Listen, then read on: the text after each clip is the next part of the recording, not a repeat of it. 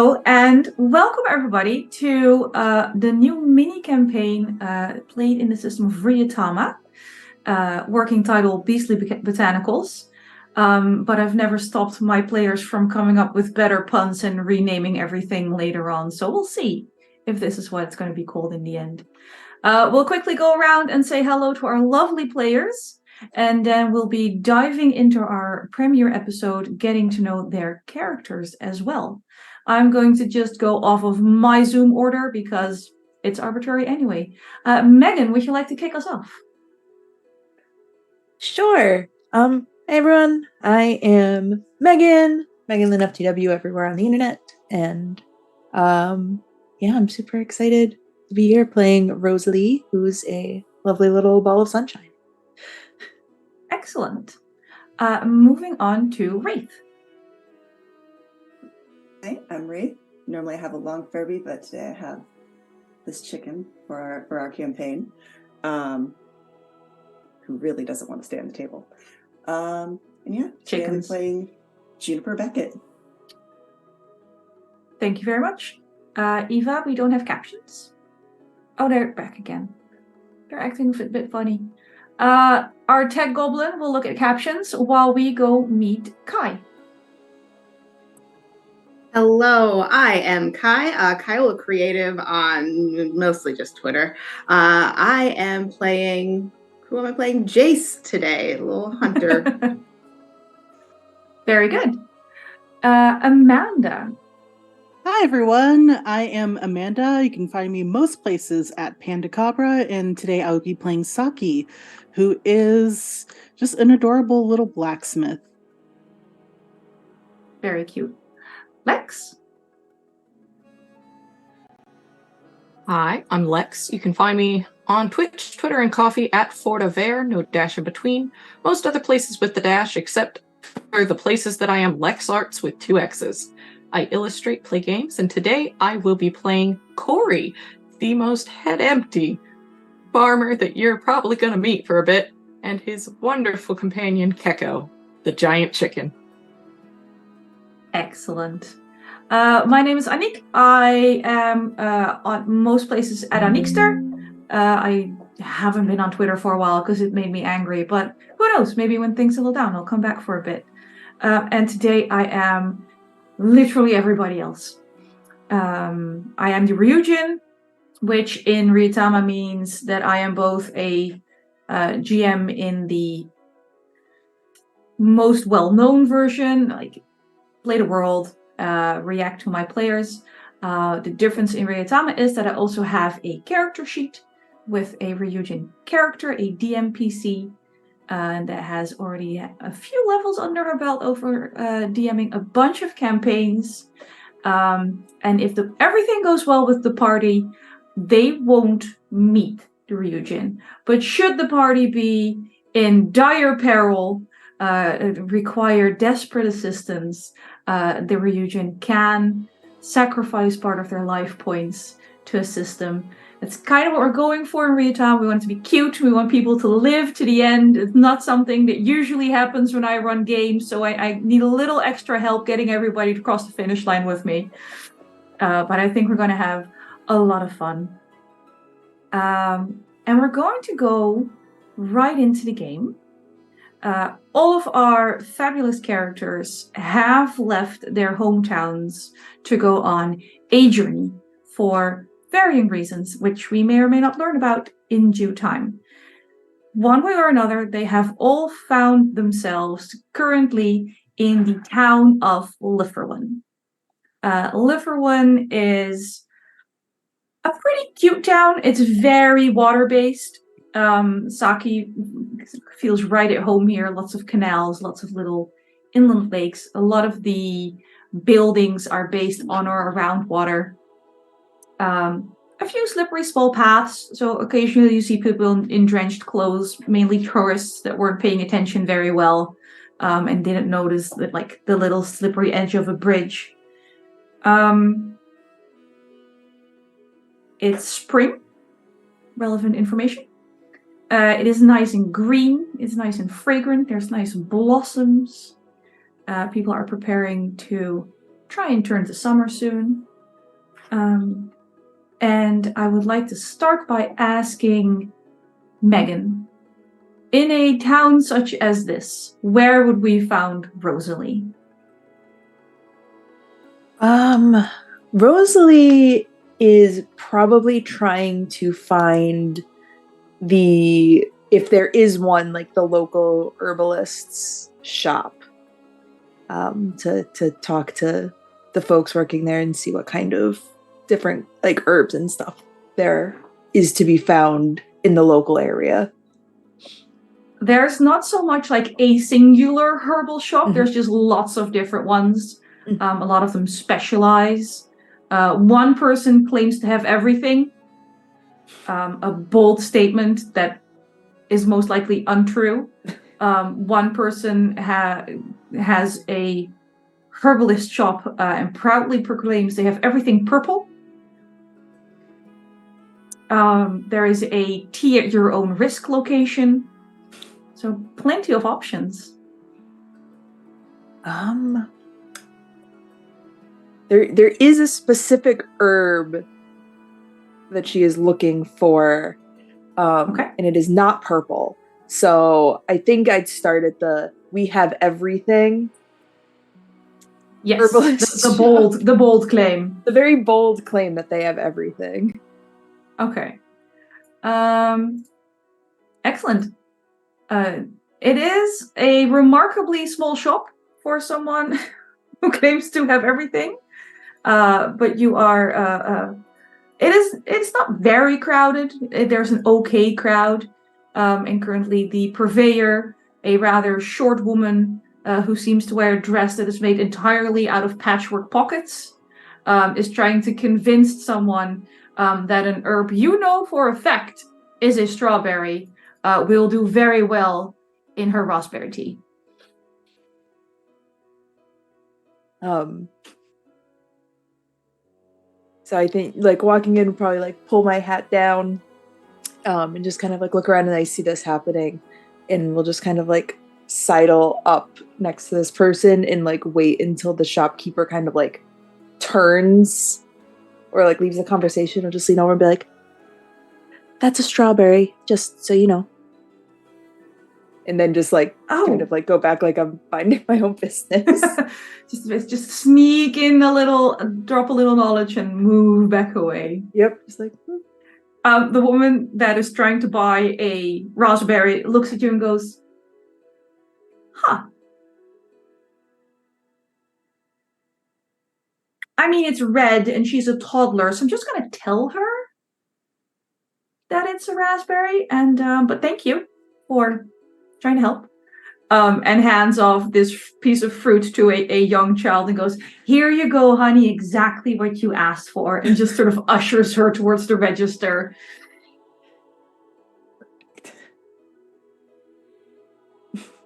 The shopkeep, completely oblivious, didn't know you tried to interfere, is rearranging some shelves that look perfectly arranged. Excuse me. Yes. Yes, hello, hi. Hi. Hi. I was wondering, so your sign out front says that you have everything. Absolutely everything. Which makes me very excited because I have been looking everywhere. And I was wondering if you had any spirit ivy. Oh, that is a difficult request. And I will go look in the back for you. Oh, thank you.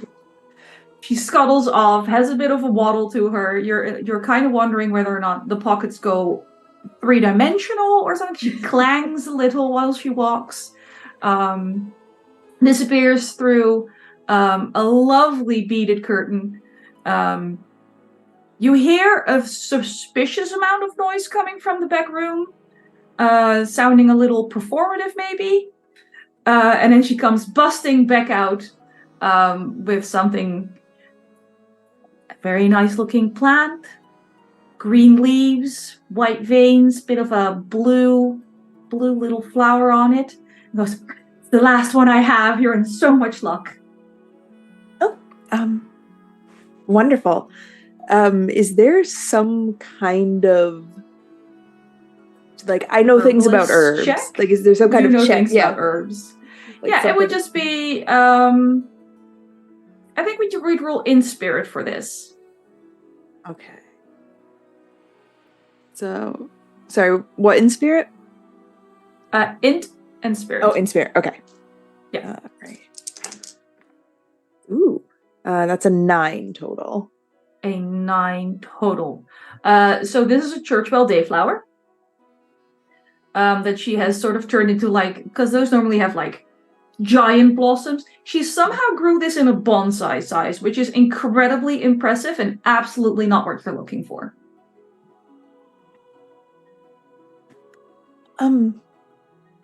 She looks very pleased with herself, mainly. Oh, this is beautiful. I don't think it's exactly what I'm looking for. So I did pick it. I did pick it in the wrong season, but it's, right, it's a very temperamental herb, for sure. Yes, exactly. Oh, you're an expert as well. Oh, it's so good to talk with someone who understands how difficult our job can be. Yeah. Yes. But I will make a note that you have it here. I was looking for it first for somebody, so I can direct them towards you. Right. Yes, absolutely. It'll go to seed in autumn, and I'll be able to grow more. Perfect. That's so good to know. I mean, obviously, wait. know. And she starts patting down herself until she reaches somewhere between her left calf and her ankle, bobs back up and has this business card, which is basically just another really big leaf, hand painted, that just says, "We have everything, live for one," and just hands to, "Have a business card, direct them my way." Oh, absolutely. Thank you so much. This is. Oh, you're so welcome. It's really good to know that there's a place exists that really does have everything. It is so hard to keep stock. Yes. Well, you have a wonderful day. Thank you. You too, dear. You too. And I'm just gonna turn and leave and pull my hat back on and walk out of the shop. Very good. Wraith, where would Juniper be in a cute little town like this? I almost want to say that shop as well, just because she is trying to buy a strawberry. Well, she's trying to she's got her little notepad out. She's trying to take notes of what other what big shops are doing, what the shopkeepers are doing to keep their business going. And it seems like an everything shop would be a good idea. But I think especially if she saw that interaction, she would just kind of quietly. Well, you know what she's doing to stay in business. Yep, and she's like, and it's not telling the truth. I'm gonna find a different place and take some notes on a different place. So probably just whatever shop really catches her eye that seems like it's lively. There is one. It's more of a business than a shop that's currently attracting the most attention, and it's the stables, where they have all sorts of animals for people to ride on. But in this case, the main attraction seems to be a man in his early 20s, dressed like a stable hand, smells like a stable hand. You know, the smell of horse. You don't know if it's him or a horse at this point. You've mucked out a few stalls and it's just forever now. And he seems to be in the middle of teaching a self-defense class to 3 mares. Okay, so if the stallions come, the ears go back, the back hoof goes up, and if he doesn't leave, you kick. And there's just this line of horses looking at him, slowly chewing hay, in utter bewilderment. There's quite a few people also watching in bewilderment. Does it seem like it's drawing their business in? Or does it seem like it's more just catching passerby attention? So you don't get the feeling that a lot of adults will be frequenting this stable. What it is doing is a lot of little kids are going, oh, "Mommy, look, ponies!" And you see as a little girl sort of races past that behind the self-defense for mares is indeed someone giving pony rides for like a silver piece for 10 laps. So you get the feeling that he's the draw, and then the ponies make the money. Gotcha. So she does kind of write in her notebook, like, okay, so attention drawer, maybe not important. Just get attention. Funnel them in. Bewilderment. Mystify and confuse them, and then they'll come in further. Yes, and also very importantly, if you cast the children, half the time the parents will follow. Good advice to know. So keep going around town, making little notes. There's also, I don't want to put Liverfen off as some wild place with only nonsense people. There's a lot of very sensible businesses that, make money making proper products at a reasonable price. They're just not as eye-catching if you're wandering through town. And this town does a lot of business with tourists. So at one point, you're like, if your neighbor starts drawing attention, it's very easy to get sucked into like the similar thing. But there's also a lot of just proper craftspeople who have good wares. Most of them have a little bargain bin to the side, uncool, half broken, discount. And you do notice a lot of them have like the discount near the front and then the reasonable priced items behind it, and you sort of get guided to the more expensive sections. And she does, pop into one of those as well, just because she's trying to find everything in less the sense of that first place. You already found everything, just lie hard enough. All right. So Juniper keeps wandering from business to business. Hi, where would we find Jace? Jace has probably fallen in the canals for like the second time today. And soaking wet, like carrying their shoes, would buy some street food and then sit someplace like sunny to dry off before they generally wander towards like what would be a notice board. Yep. The notice board is near one of the temples they have here.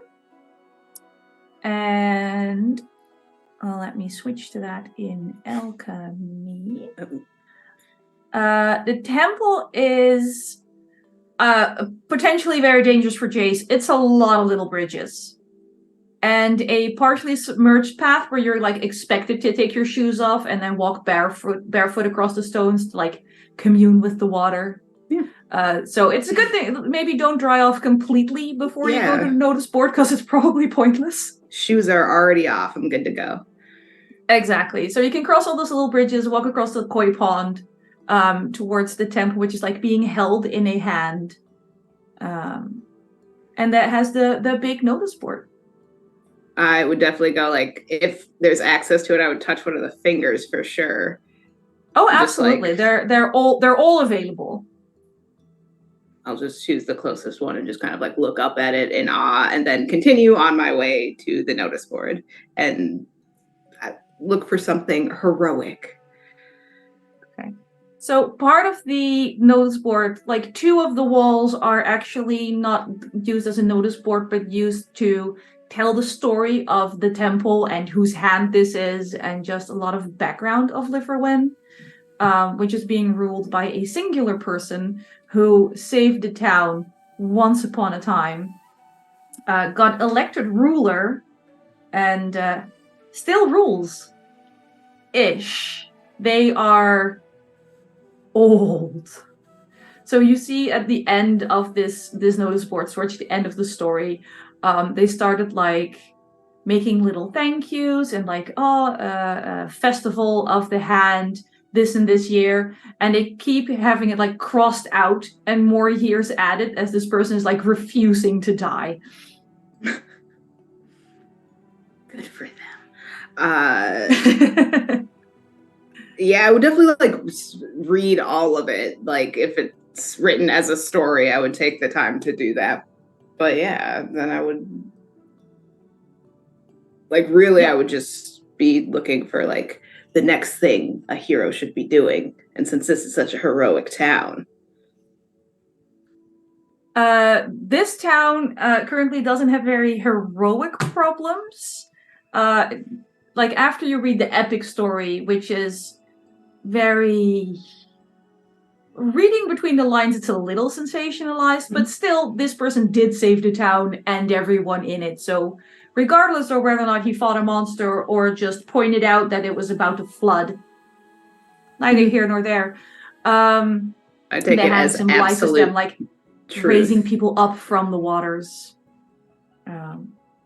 But as far as current problems, there are people that are looking for travelers, locals, children that need chores. They need a lot of ivy removed. Ivy is growing into a lot of the stonework and like cracking it and causing problems with the foundation. There's areas of Liverwen that have been too cultivated and are going a little dry. So, a help with digging some irrigation trenches. All very not exciting stuff. I think the one job that catches your eye is posted here, but is looking for people in like a village and a town down, like two days travel. It's posted as urgent. It is posted as well paid. Does a lot of the... For as far as notice boards have SEO, there's a lot of buzzwords, there's a lot of mystery, there's a lot of excitement, there's a lot of my livelihood is threatened. And there's a person who has a problem with her goats. Like a big problem with her goats. A weird problem with her goats. Not comfortable writing it down. Weird problem with her goats. Weird goats, you say? Weird goats. I would, make a note of that, since as much as I love taking ivy off of buildings and digging trench things. No digging trenches? Yeah, no, I think I'll... Weird goats. Yeah, I'll like hang around. I'm going to go find some more food, obviously. And then think about maybe buying a map. I wouldn't know where I'm going. Perfectly fine. Alrighty. Amanda, where would we find Saki? Saki is probably looking for like an artisan's road to see if anyone needs help with some repairs. So a lot of these places have like a shop front in the center and then a workplace a little more out of town. Because, blacksmithing, tanning, they tend to be sort of smelly pursuits. So they sort of keep those a little more away from the really pretty touristy place. So if you go from shop front to shop front, not a lot of luck. But if you leave like the center and go to like the Crafters Alley, yeah, you can do little odds and ends. It's not deeply exciting. It's like putting the handle back on someone's favorite shovel kind of stuff. And like he has 5 other shovels, but this is his favorite. No, I totally understand. I have a favorite hammer. Like that makes sense to me. Like See, right. I keep trying to explain this to my wife. She's like, I bought you a shovel for your birthday, but this is different. This one, I like this one. Yeah, that one's great. I like this one. Yeah, this one just like your hand just feels so right around the handle. It just has that groove that just... And it's just the right weight. Right. So, yeah, that's what I do. I just go and see who needs help with repairs. Yep. You do a lot of like the shovel, and while you're doing the shovel, he shows up with like a pickaxe that looks far worse off than the shovel. Sort of looks around. Okay, so my wife tried to throw this one out because she says it's beyond repair and she hates it. Could you? Can you? I take a look at it, and yeah, it's pretty rough. It's pretty rough. It's pretty rough. It's been, yeah. For as much as this person claims to like certain tools, this looks like it was left out in the rain, left in the mud, stored under a sofa for a year. You know, it's.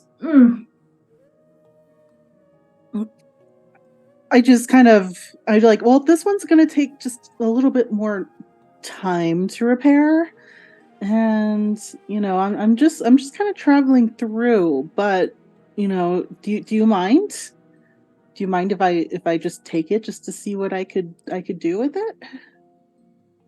I mean, no. I just need you to like, if you do manage to fix it and bring it back, I need my wife to not see you.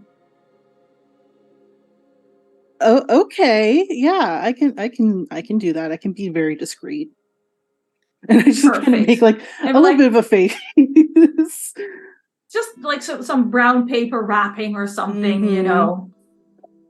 Yeah, I'll see what is like. I'll take care of her. Oh, thank you. I'll nurse her. But if you're taking that one, are you still going to be here for a little bit? And he sort of ushers you into the tool shed, which is just there's a lot of good tools that are like the Ryuutama version of still shrink wrapped, and then there is the wall of busted shit. Well, I'll have to talk with my crew, but if you you know, whenever I'm in town, I'd be very glad to stop by and see what I can take care of. He's sort of like wringing his hands, like, okay, great, but again, discretion. Okay. She keeps buying me new ones, and it's not the same. I understand. Yeah, no, I totally get it. But do you think that maybe while I repair some things that you could just, you know, just kind of take some time, try out the new ones, you know, just until I repair what you already have. I guess I can try a few of the new ones. He's like staring at his shoes. He's like, yeah. I mean, if you're taking the pickaxe to fix, I have to try one of the new ones anyway. Yeah, I mean, because no offense to this poor deer, but I don't think you're gonna have very much of a yield with this one. This one's pretty blunted. It's gonna take quite a bit of shaping to fix this one up. Just like maybe, because you know, I tried to get the local blacksmith to repair her, and he was like, "Oh, we'll just make a new handle," and we cut her down a bit. But then it's not with a new handle; she won't feel the same in my hand anymore. Right. Exactly. I understand. And I'm just like realizing slowly as I'm talking, like I am way over my head with this. Oh yeah, he has pinned you as his savior. And I was just like, cool, I can repair. Oh, you don't want me to change anything. Okay, that's different. Like the words "as good as new" are a curse to this man. He wants her as good as just before he broke her after 20 years of hard use. I will see what I can do. Okay. Thank you. At least thank you for trying. When you leave, can you maybe go around the other side of the garden? I can do that, yes. Perfect, thank you. So you leave with pieces of pickaxe, so like an old set of pliers that's just in half, and the hopes and wishes and dreams of this one man riding on your shoulders. Yeah, I can do it. I can do it. I can do it. As you start telling yourself that. Yeah. Let's. This might be the hardest thing I ever had to do, but I could do it. You can do it. You can do it. Lex, where would we find Corey? I think Corey started off kind of like doing some of the things everybody else was doing, looking at shops, looking at notice boards, trying to find some way to be useful and find something to do. But that's a little hard when you've got a giant chicken following you around. And putting a giant chicken in the stables has gotten him laughed at more than once. So, there's no point in asking them to stable a giant chicken. I will point out the local stables are teaching a self-defense class to female horses. They might be more crazy than you think. All well and good, but again, you cannot teach a chicken self-defense the way you teach a horse, is his logic and reasoning. So, also, this chicken's old enough to know how to defend himself. He's also probably fair enough. Could teach this class at this point, is where he's at. And I think he has settled down for the lunch, very late lunch that he should have taken earlier, and is just sitting in one of the squares or some sort of small gathering place, just up on the what's the word, trunk that he has sat on the back of this chicken, and he's just sitting up there playing his guitar and occasionally taking a break to munch some food. He's made up some ridiculous song about spring. It's nonsense lyrics, and he's very clearly still workshopping it. So, from time to time, a child will wander up and try to pet Keko, realize they can't actually reach, and just go, "Hey, mister!" Yep. Get your chicken sit. I mean, I guess he could sit, but is he gonna? Because the question. over there they're doing pony rides, and if they're doing pony rides, can we do chicken rides? And as soon as this little child says this, you have no idea what gender this kid is. It's young, it's annoying, and it wants to ride your chicken. And as soon as that sentence come out, you hear other children go, and there's just this stampede towards Keko. I don't know, Mr. Keko. How do you feel about chicken rides? Just kind of looking at this old bird who, on the one hand, he's got that kind of pleasant old face where it's I am just enjoying the sunshine. I am affected by nothing, and you cannot tell me to do shit. That's where this bird is at. And I do not think Keko sits down at all.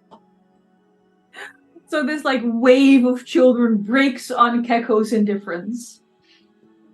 More or less. But some of the older kids are picking up the younger ones in the way that kids do when they can't quite lift them, but are going to try to hoist them under the arms anyway so they can try and pet the feathers.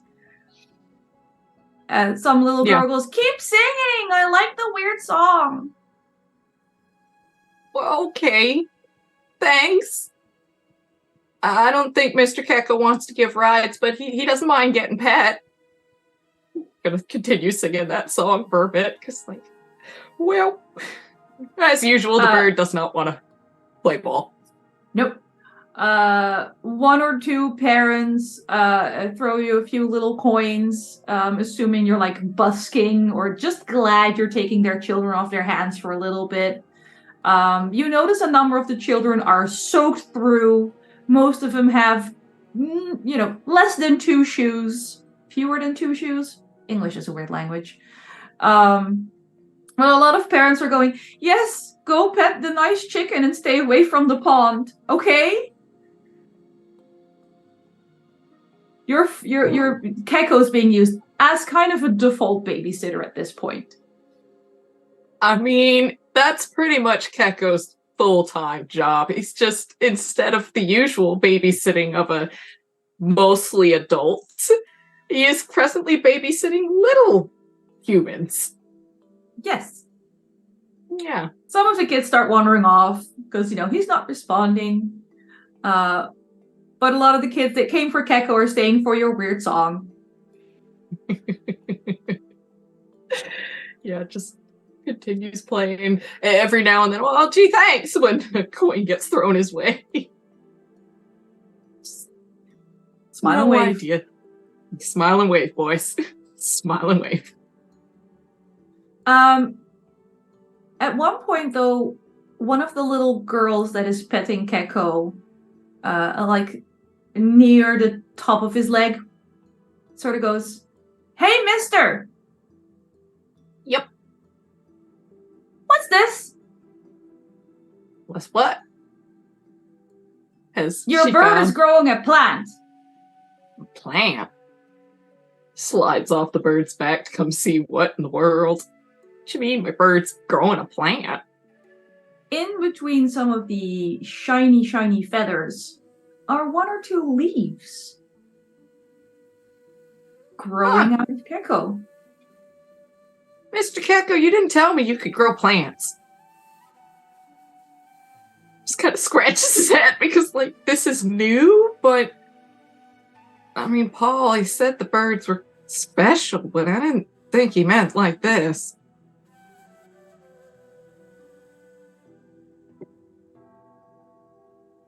Yep, 2 big, shiny green leaves.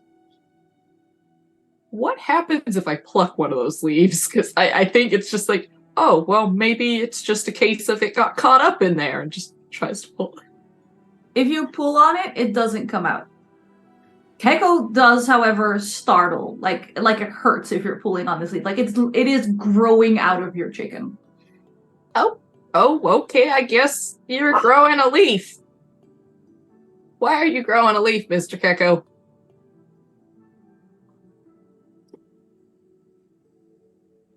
Just disgruntled chicken, why are you doing this? Yeah. He just sort of shifts over half a meter as you're yanking on his leaf feather, and plunks his butt back down.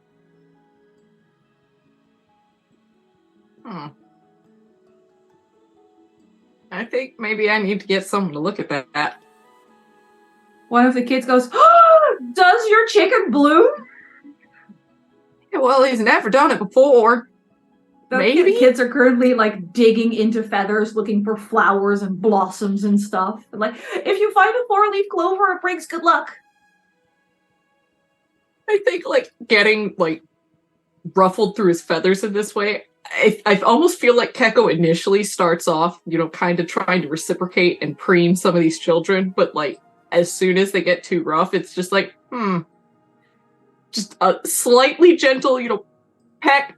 But not not to draw blood, just that whole... Yeah, not to maim, just a correction. Just hey, stop that pinched, I'm gonna pinch you back.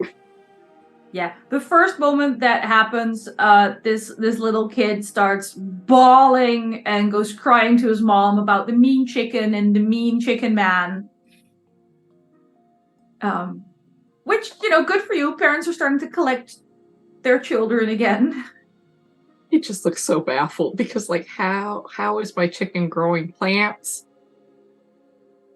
Good question.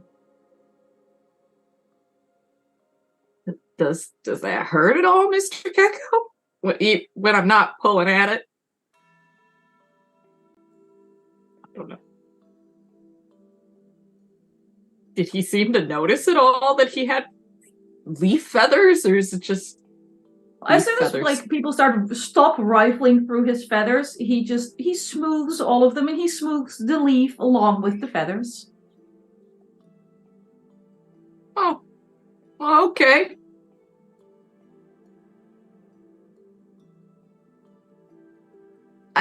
I think I still probably ought to get someone to look at that. Well, yeah, it's time to put that guitar away and convince Keko to come wander in someplace else for a bit. Gonna try and find somebody who maybe is a plant expert, because Corey is not. Corey is not a plant expert. He knows chickens, not plants. it's important that we have an area of focus in our lives. And he's not even very good at chickens. It's just... Yeah. There.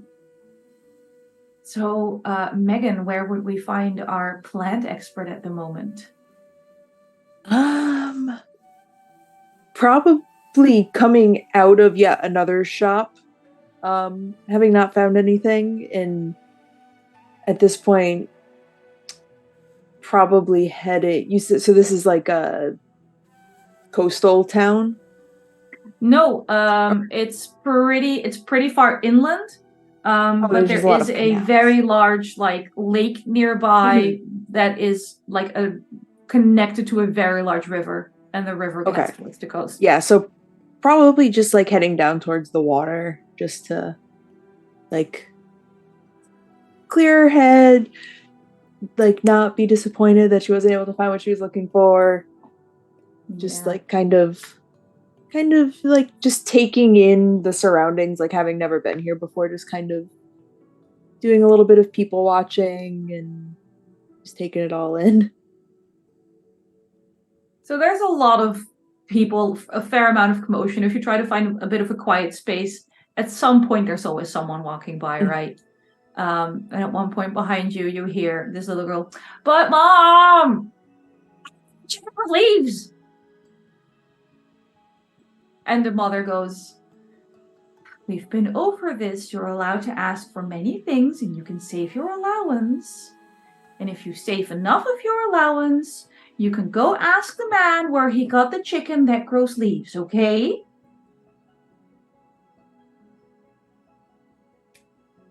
Well, that's interesting. And the kid goes, "But Mom, he's back there right now, and he has a chicken that leaves." As he throws an ice cream cone down on the ground.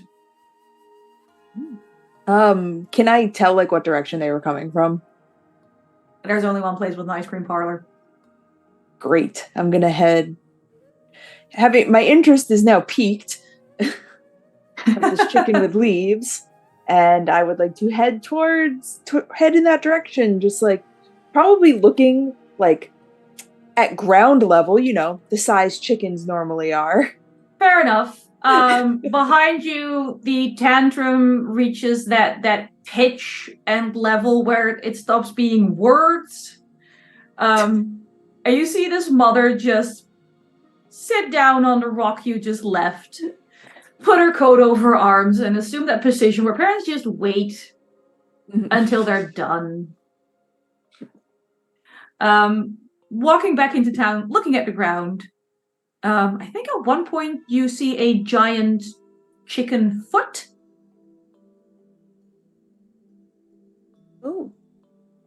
Oh, excuse us, sorry.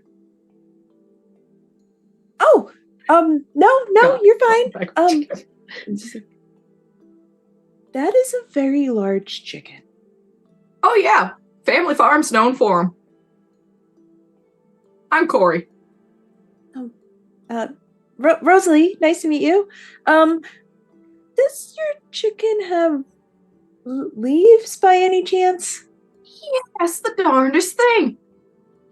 We're poking around and he slides down off his back again and see right here, but it's growing out of him like his feathers do. Don't pull on it, he'll get fussy. Oh. I will look at the leaves. Do they look like a leaf I recognize? You don't even have to roll for this. You've never seen a plant like this before. It's glossy, yet kind of fuzzy.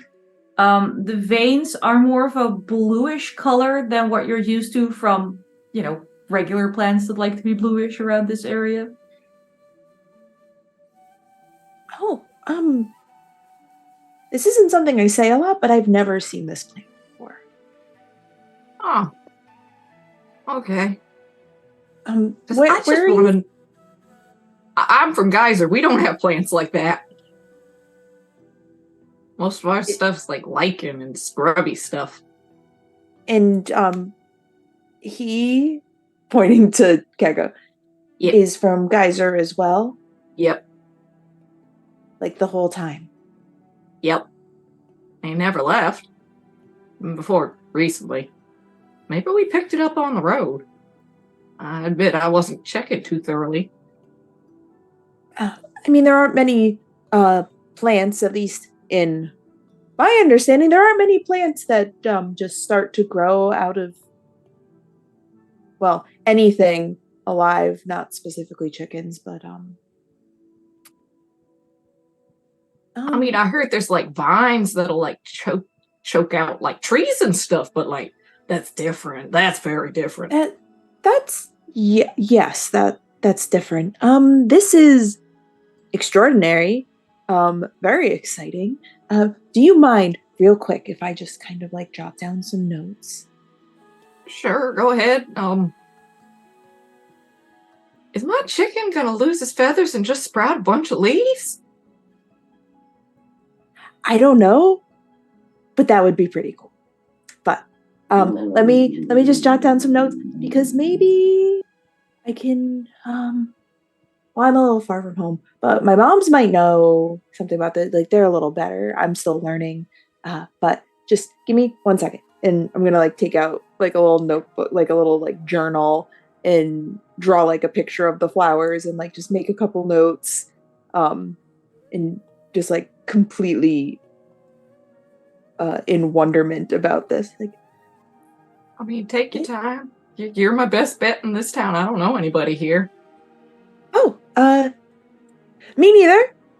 But now you know me, and I know you, and we're here, and we're gonna figure this out, and your chicken's gonna be fine. I'm pretty sure you gave me your name, but I already forgot it. I'm sorry. Rosalie. Sorry, I talk a Nice little to meet fast. you. Yeah.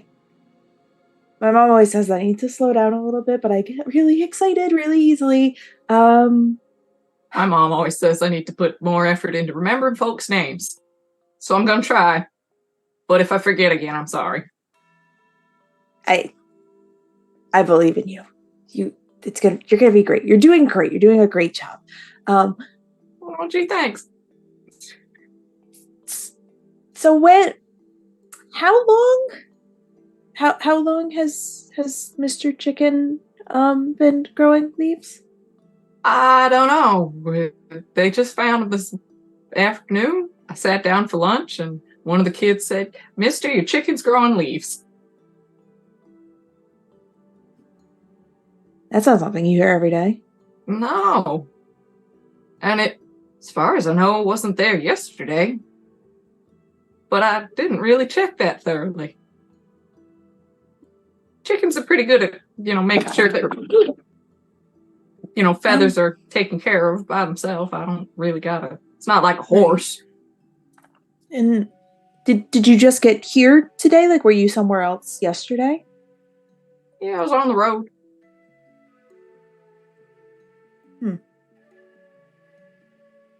I didn't stop in town. I'm just on the road. Yeah, We'll leave you to the study of the chicken for a little bit. While we go back to, I think Juniper was looking generalized local businesses. Mm-hmm. Very general. The general store has more things than the store that claims they have everything. And as you're looking at their setup and trying to be unobtrusive, but still take notes while in someone's shop, you see a tourist come in, clearly not a local, rather dark skin, rather large weapon, heading to like the book section and sort of muttering to themselves, map, map, map, map, map, as Jace is trying to find out where they're supposed to be going. I would probably like look at the shelves a few times, and then just like walk up to the counter and be like, "Hello, friend. Hello. I am looking That is for." a mighty large sword on your back. It is technically not a sword, and I just like launch into like the history of this weapon, and it was just my like grandpa's like in the army weapon. This poor store clerk's eyes just glaze Yeah. over as soon as you get like the second generation. Yeah. I've trained for years. It's and then I kind of like finally come out of like this and notice, and I'm like, anyway, I'm looking for a map of the area, one with good markings and such. Right. Well, so we don't have a lot of maps. Most people just like, follow the roads and the road signs and... So the road signs are accurate, up to date? For the most part. I don't go out and check them every day myself, so I feel deeply uncomfortable making any promises at this point in time. That's both fair and wise of you. I'd like take out the note where I would have written down like what this like the name, was there a name of the town on that thing? So no, that's the problem. This is apparently someone's private but very large property that is in between towns. And you get the feeling that the person who wrote this sort of assumes you know who they are and what they do. There's a certain arrogance. But they are near Bluebell Fields. It just says the farm near Bluebell Fields, assuming you know which farm they mean. Okay. And that you know who they are. It's signed Fern at the bottom. Well, can you point me in the direction of a person, I assume, named Fern? Something about goats. And there's just this brief look on their face that then gets like erased by the customer service face that we all know and love. Certainly. Fern's farm, adjacent to Bluebell Fields, is roughly a day and a half in the northeasterly direction and is not entirely reachable by road. This gives it a sense of authenticity and adventure. I feel like I'm confused by like how robotic she became all of a sudden.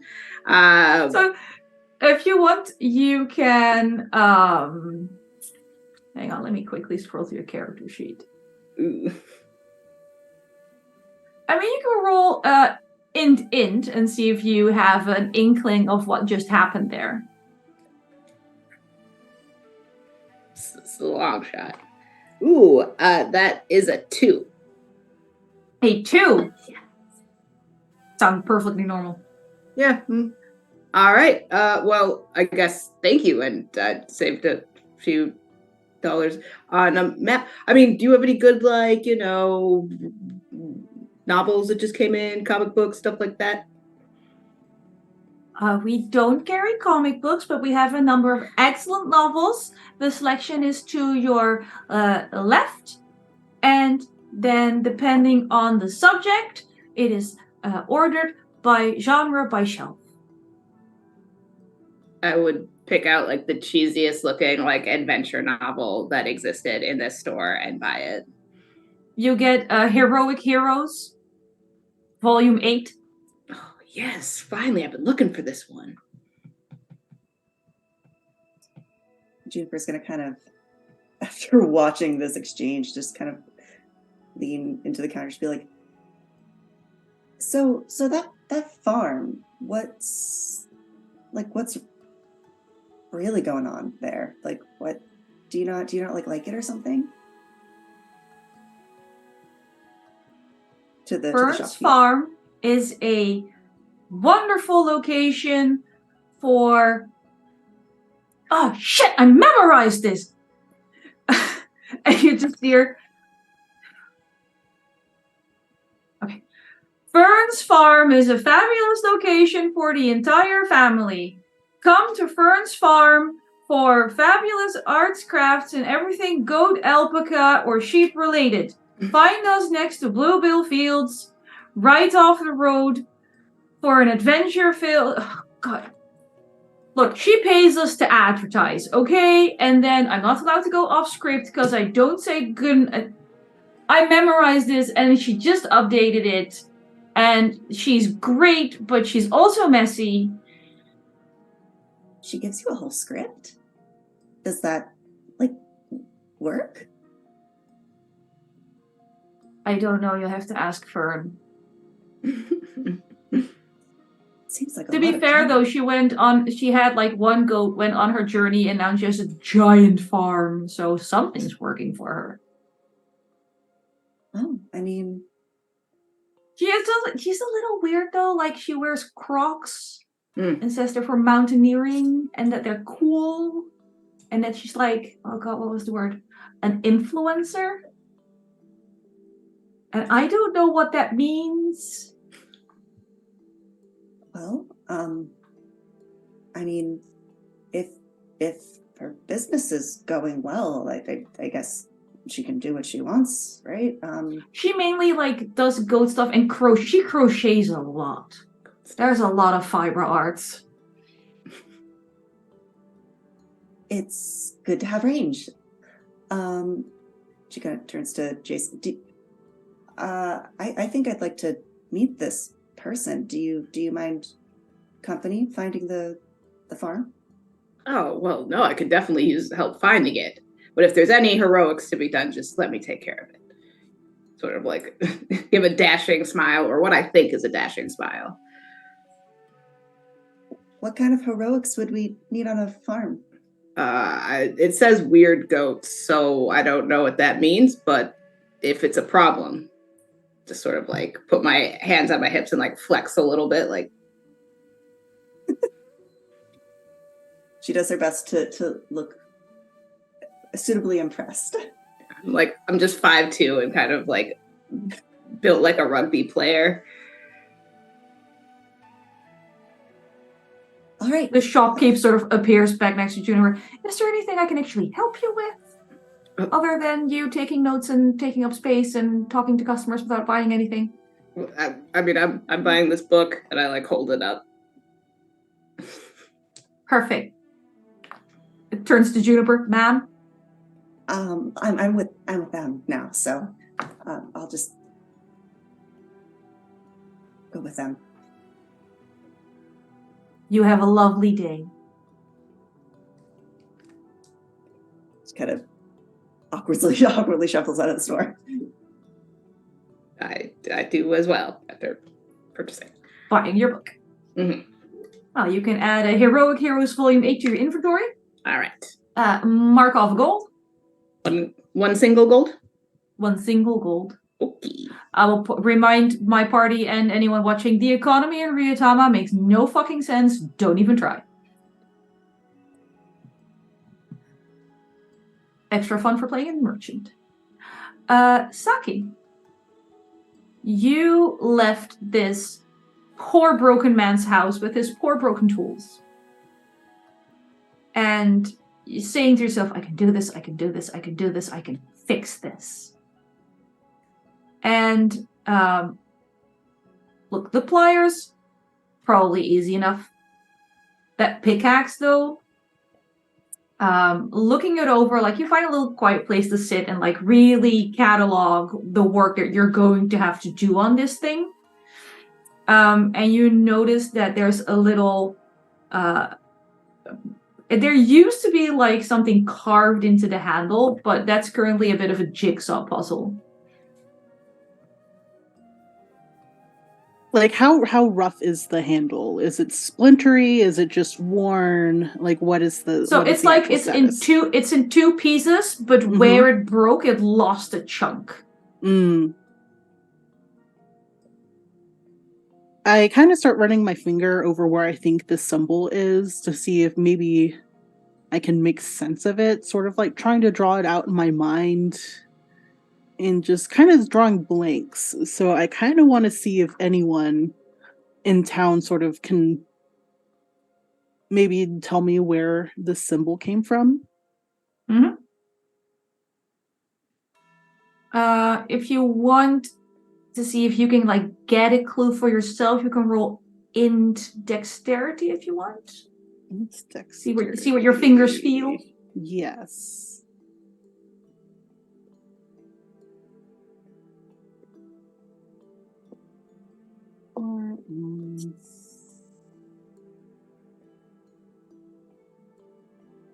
That's going to be an 8. An 8. So in addition to the unfamiliar symbol you feel, the more you run your fingers across this handle, the more you notice it wasn't originally a handle. This wasn't a piece of wood that got carved into a handle. This feels like it was kind of probably a walking stick that got turned into a handle. And as, of course, you all know, living in the world of Ryuutama, every traveler has their own walking stick. And if you feel like you're starting a new adventure or a new chapter, you can always find at the outskirts of towns little dragon statues that people who have finished their journey can leave their walking stick at, and you can swap it for your own. Or if you're setting off for the first time and no one gave you one, you can pick up a walking stick from one of these statues. So they tend to be... People tend to, like, not use them to make pickaxes with. But this used to be someone's walking stick before it became a pickaxe, which kind of clues you in as to why this gentleman might be so intensely attached to it. That makes a lot more sense in my mind now, but it's a little weird that he doesn't want his wife to know. But it also makes sense that he would want to keep it. But now it's an issue of, like, how do I go about fixing it now? And more importantly, and now I'm curious to see, was this his walking stick or did he take it from someone?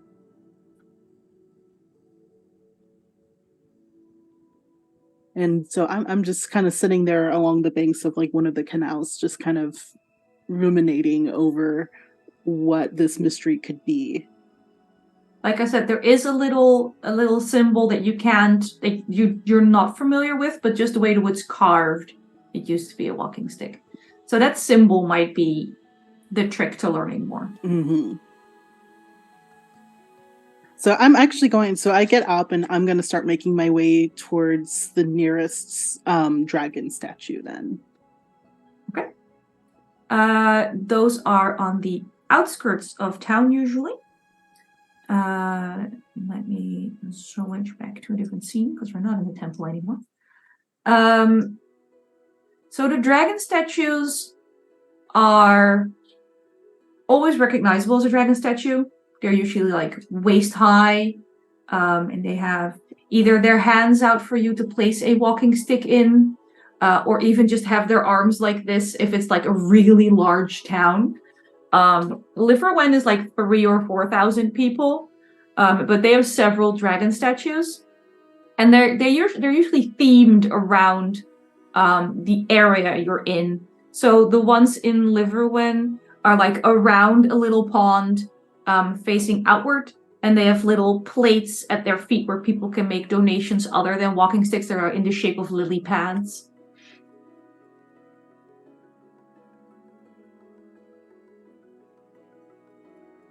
I'm taking notes because I'm a note taker.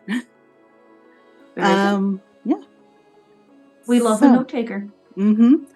So especially since I don't do it, so I hope my players remember stuff. So I start sort of examining the different statues to see if one could possibly be a sort of match, not necessarily a direct match, but just seeing if maybe there's like a walking stick that has like a similar pattern. You roll me in spirit. In spirits.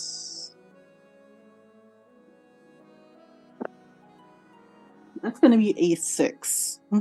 A 6. So there's a number of walking sticks. Some of them are clearly used. They have like some moss on them. They're a little more weather worn. And one of them is just a perfectly straight stick until you get to the top of it, which is just this beautifully carved head of wood. Another one is extensively carved to look like a stacked totem of animals. And even though it is extensively carved, it's not well carved. Like, it's very rough. Someone clearly wanted to do this, didn't have the skill, did it anyway, happy with their work, used it for years. And then there's a few new ones, like fresh off of the carving block. I don't know if you carve on blocks, but whatever. But those are like still nice and springy because they're spring walking sticks, and they seem to be sticks that people from Liverwen have made for new people going on a journey. And the detail that you notice is that each of these have a small lily pad carved near the top of the handle, sort of like to mark where they came from.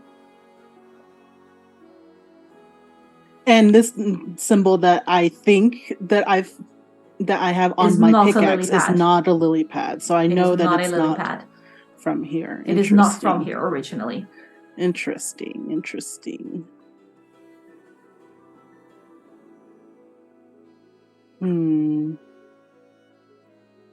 I don't know if Saki's necessarily like her brain's currently doing like the I've put the pieces together, you haven't figured out anything. No, I've put it together. Like currently. I found a clue and now it's going to lead me somewhere.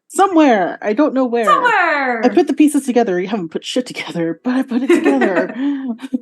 You found a new piece to be putting together later. Mm-hmm. What else do I see in this area?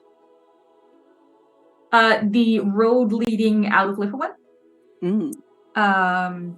And that's it, kind of. There's not some grand arch or anything. There's no "you are now leaving Liverwen." It is literally the dragon statue marks. This is where the town ends and the road, e.g., your journey begins. Interesting. So I'm not gonna leave yet because I have no reason to. I'm gonna start heading back into town. Just kind of ruminating over this pickaxe I have in my hands. Pieces of pickaxe. Mm-hmm. So we are coming up on our break time, and we are having a little camera glitch. So I'm going to suggest we take break 15 minutes early. Have people grab some water, stretch, snacks, pet your cats, switch cameras if you have to. And we'll be back here at my 8:30. Please translate to your own time zone where appropriate. Okay? Sorry. We will see you again very soon.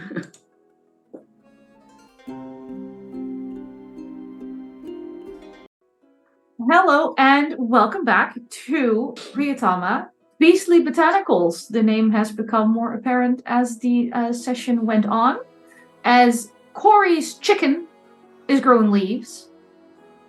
Jace has been enticed by a quest to research and potentially deal with weird raccoons. Saki has the mystery of a walking stick turned pickaxe. Juniper is still looking for good business practices rather than the somewhat questionable business practices her and Rosalie encountered early on in our episode. And Rosalie is just fascinated by a chicken growing leaves. Also looking for a very specific plant, but who doesn't get distracted by giant poultry from time to time? So we will jump back in with Rosalie and Corey. And Keko. Poor old Keko.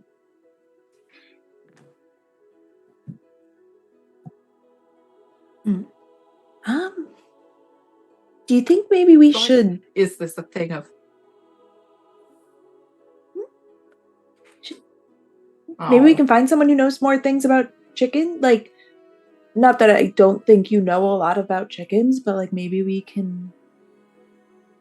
Maybe there's somebody who knows a little... Well, I mean, there's always someone who knows more than you about even stuff that you're good at knowing about. Maybe. All right, this might be a stretch. maybe other animals, like weird stuff's happening to them. Not that Oh, maybe. not that Keko is weird. This is just a No, weird just it's a weird thing happening to him. So maybe if we like ask around and like see if anybody else's animals are doing weird things. Yeah. Okay. It's worth a shot.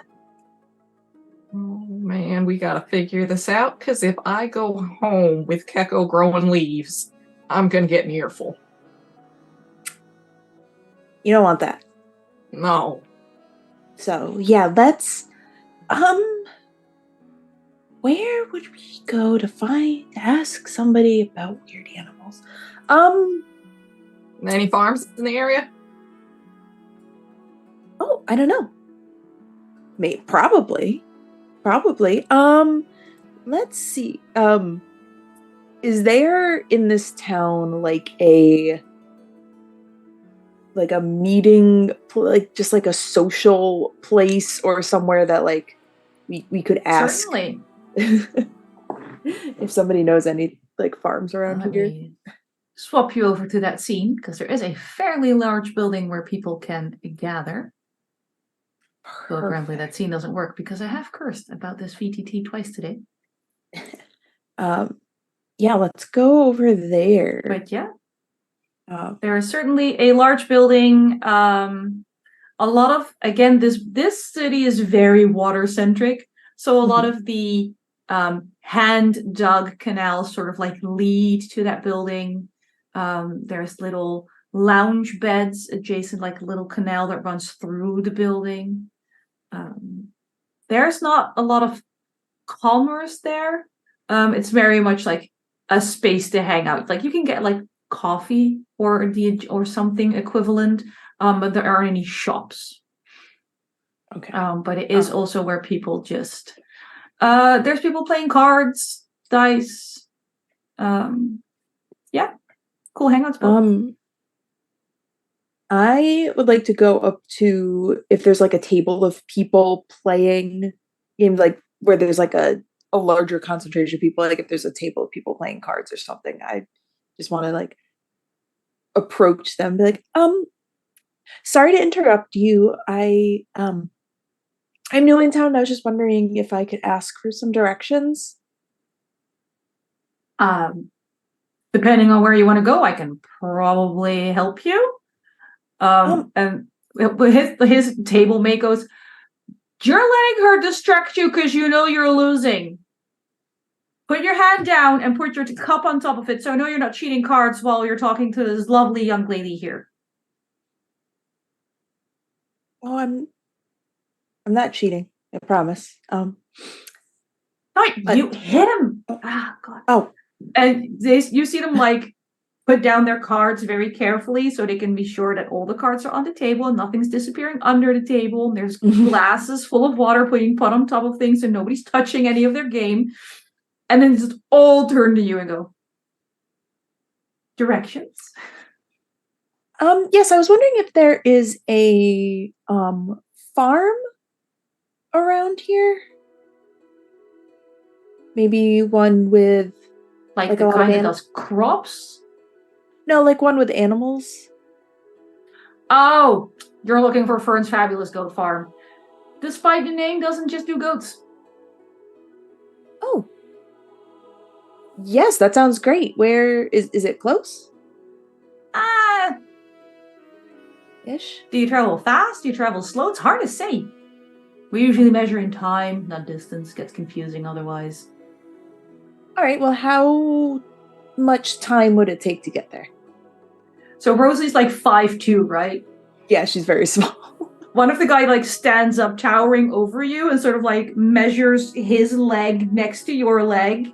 Goes, "Let's see. Day and a half for me, shorter stride length. Good spirit. 2 days? Well, that's not too bad. Bit of a brisk walk." Well, I do have a giant chicken. Well, I don't have them. My friend has one, and they ride the chicken, so I figure maybe we both can ride the chicken, so maybe it'll be a little faster. I am going to confess I have no knowledge of the land speed of a laden chicken. Well, me neither, but there's a first time for everything. I mean, don't fall off, I guess. I'll be safe. Thank you. Look, very there's much. nothing on the way. Do you at least have camping gear, ma'am? Oh yeah, I am a very seasoned traveler. I have been traveling for quite some time. I am very prepared. Good for you. And the chicken? Don't know. Good luck. Thanks. Person next to him starts grumbling, like, my wife's got chickens. I fucking hate the things. So loud. And I will very triumphantly walk back to Corey and Kekko and be like, all right, so there is what I have been told is a fabulous goat farm about 2 days away from here. Okay, that ain't so bad. And I mean, Like 2 days probably ain't walking. gonna go too fast. Yeah, and that's 2 days walking. Like, I assume Kekko is faster than me. So. Oh yeah, Kekko's so fast. Well, you know. You look at Kekko, and there's a lot of when he unsaid. feels Kekko like is so it. fast when he's walking. Yeah, so. Oh, yeah, so we can head in that direction if you want. Okay, we're heading to this fabulous goat farm. Okay. Sounds Sure. fabulous. I wonder what makes the goats fab. Do you think it's the fabulous goat farm Ooh. because the farm is fabulous, or do you think it's a farm filled with fabulous goats? I hope it's fabulous goats, because then maybe they got that nice soft silky hair that you can make like wool out of. Maybe they're growing leaves or flowers, or But if that's happening, how did Kekko get leaves too? don't know. We're gonna find out. I hope it ain't like mites. So that's a spoiler alert. Kekko was bit by a radioactive raccoon. Bit by a radioactive leaf. They're everywhere nowadays. Um, Okay. We are talking, like, we started this like early morning with all the wandering about you. We are looking towards evening. So the question is, do you want to set out in the dark or do you want to like wait? Get your provisions sorted. Yeah. Do you Provisions wait? first. Oh. Because, sorry, I think my stuff's lagging. Oh, do you need provisions, or do you need to still get? We can say the night and leave in the morning. That'd probably be for the best. Kekko seems pretty intent on rest of the day. All right. I feel like this bird is just dragging his feet. Like at this point, we're heading towards dusk. You can already see Kekko like scouting out trees or buildings to perch in tonight. But because of Kekko's size, not everything that he is considering as an option is an option. Yeah. He's currently like bending a sapling all the way down to the ground, and he's trying to like get that second leg up. And he's just Mr. Kekko. maybe the Mr. tree will Kekko, survive. you know. Who knows? Mr. Kekko, you know you don't fit there. He is doing a wonderful job of ignoring you. Tugging on the rope that I use to kind of lead bird places. Just come on. That looks like a nice spot over there. All fluffy and stuff. That expression you described earlier of like this the calm, wise chicken just sort of staring off into the distance that he used to ignore those children is now being employed against you. Yep. No, you're gonna kill this tree. Just pull it on that rope. Like, come on. I mean, trees are really resilient, so Yeah, and I guess chicken's got hollow bones, so it's probably as bad as it could be.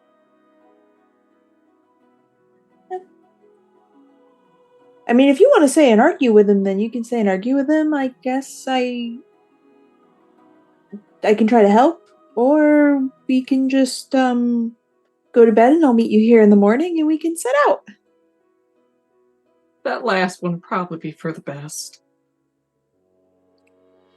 All right. Well, yeah. If there's anything you need, I can pick it up for you if you want. If you're going to be otherwise occupied.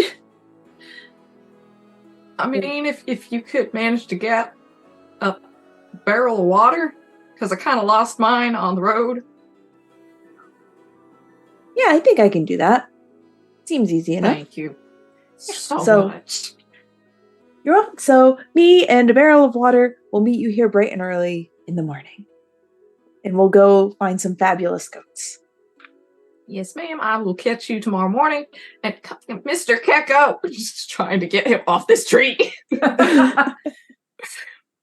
Once again, I would use the term water off a duck's back, but in this case, it's water off a chicken's back. Yep. He is trying to look like old and wise and dignified, but he's still not managed to get that second foot on. And he now has a, 5'8", human trying to drag him off of this tree. Oh, you are absolutely cramping his style, but to no real effect. Yeah. Okay. Perfect. We'll leave Corey and Keko, well, not in a pear tree, but in a tree. Rosalie, you're looking for a barrel of water, and shops are rapidly closing, if not closed. Am I close at all to like the general store? Yes, but that has closed. Okay. Let's think strategically. You can roll in spirit for me if you want. Okay. Just double check. Okay. That is an 8. An 8. So, question. Do you already have a barrel? No. Okay. Are you aware of the price of a barrel? Oh, God. No. How much money does Rosalie have left? I have 70 gold. Okay. So you can, in fact, buy a barrel. But it's over 10 gold. Ugh. Yes. So we need an economy command. I will point out, on a roll of 8 on your in spirit, there is next to the general store, there's this pile of discarded items. I'm not going to call it dumpster diving because there's no physical dumpster. But there is a barrel there, but that metal hoop that they have around the barrel is half broken off. But if you can get that hoop fixed, free barrel. And getting water, literally the easiest thing in this town. Perfect. Is there a blacksmith and are they still open? Yes and no. Liverman is very much work to live. They're like a 10 to 4 kind of town. Oh, the dream. I do want this barrel. I do want this free barrel.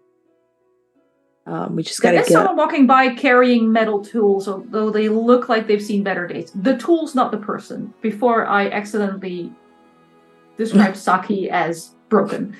There is a person walking by you with pieces of metal tools in their hands. Excuse me. Oh, yeah. Hi. You turn, and I'm just like this small person, dragging this barrel behind me. Saki is also small, so it's okay. You look like someone who knows how to fix things made out of metal. I am. I am a blacksmith, so They have the smock and everything. That's perfect.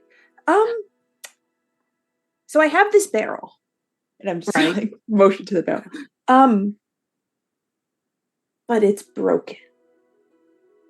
Like you see the top hoop is broken. How hard or long or how much money would it cost if you could fix this barrel by tomorrow morning? I take a look over at the barrel, and I don't think it'd take too long, honestly. I mean, barrels are pretty much the easiest thing you can fix. I used to do them all the time where I'm from. Oh, that's great. Can you do that? Sure. All right. Can you make a repair roll for me when you say that, please? Yes. What is the repair roll? Strength and dex, and you have to spend 10% of the item's cost, so in this case 1 gold. Okay, and But if you succeed, you return the item to its original durability. is a 5 and a 6. So that's going to be 11. That is a rousing success.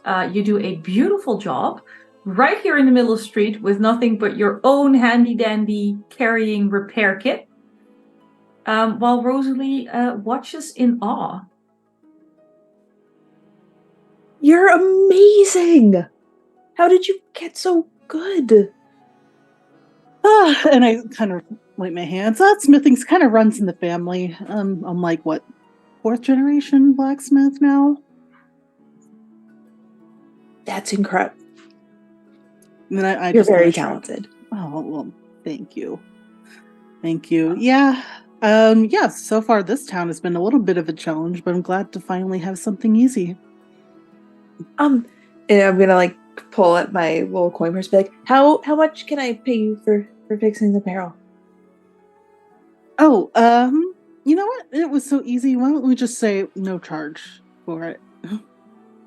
Oh, that doesn't seem fair. How about how about a trade? So I am an herbalist, well, an apprentice, I guess, technically still learning, but I know a decent amount. So how about I give you, and I'm gonna like rifle through my bags, and in my journal I have like a bunch of like different pressed flowers, and I'm just gonna like take a flower out and like hand it to Saki and be like, don't eat it because your tongue will swell and you will die. But if you get burned or anything like that, if you mix it together with room temperature water, it kind of makes it feel a little less bad. Like it won't make it heal faster, but it won't hurt. Oh, thank you. And I put the I'm assuming it's like a dried flower into like the pocket on my apron. Thank you. That's so nice. Yeah. Yeah. I'm Rosalie, by the way. I'm Saki. Nice to meet you. Nice to meet you too. Now I guess I've gotta fill this barrel up with water. Before. Yeah, I can help. I don't have really much else to do right now.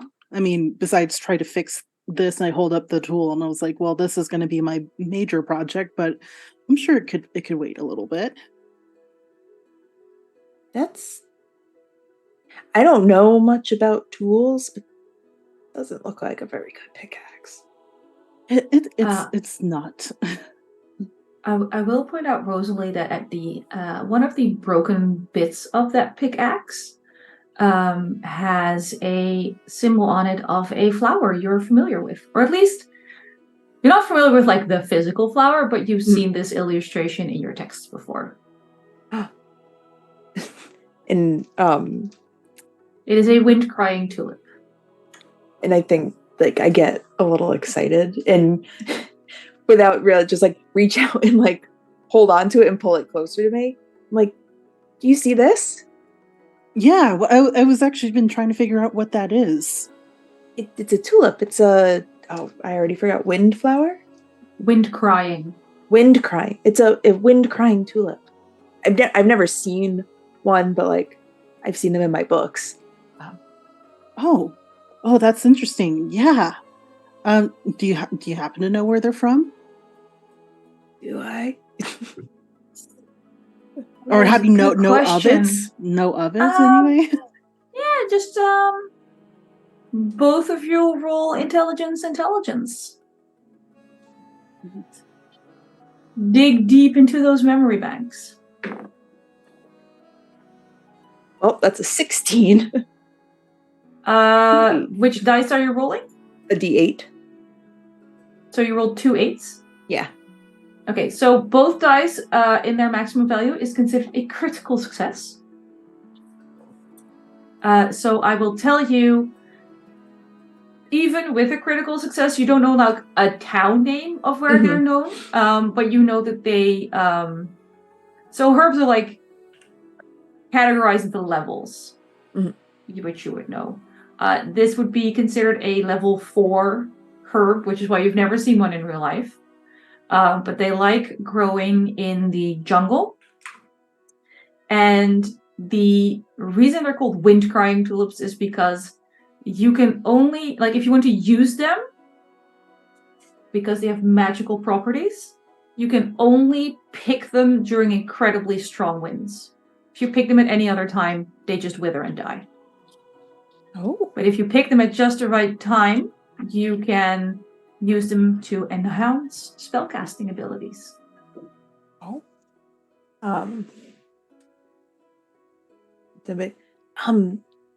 They're from the jungle. I don't know like a specific town. They're from the jungle and they make magic more powerful. But they're very finicky. If you pick them when it's not really, really windy out, they just die. Oh, wow. And I kind of look over the pickaxe and I just said, yeah, that's really cool actually. So I'm trying to repair this pickaxe for someone in town, but I was it's gonna be hard, but I was hoping, someone could help me out and try to figure out where it came from.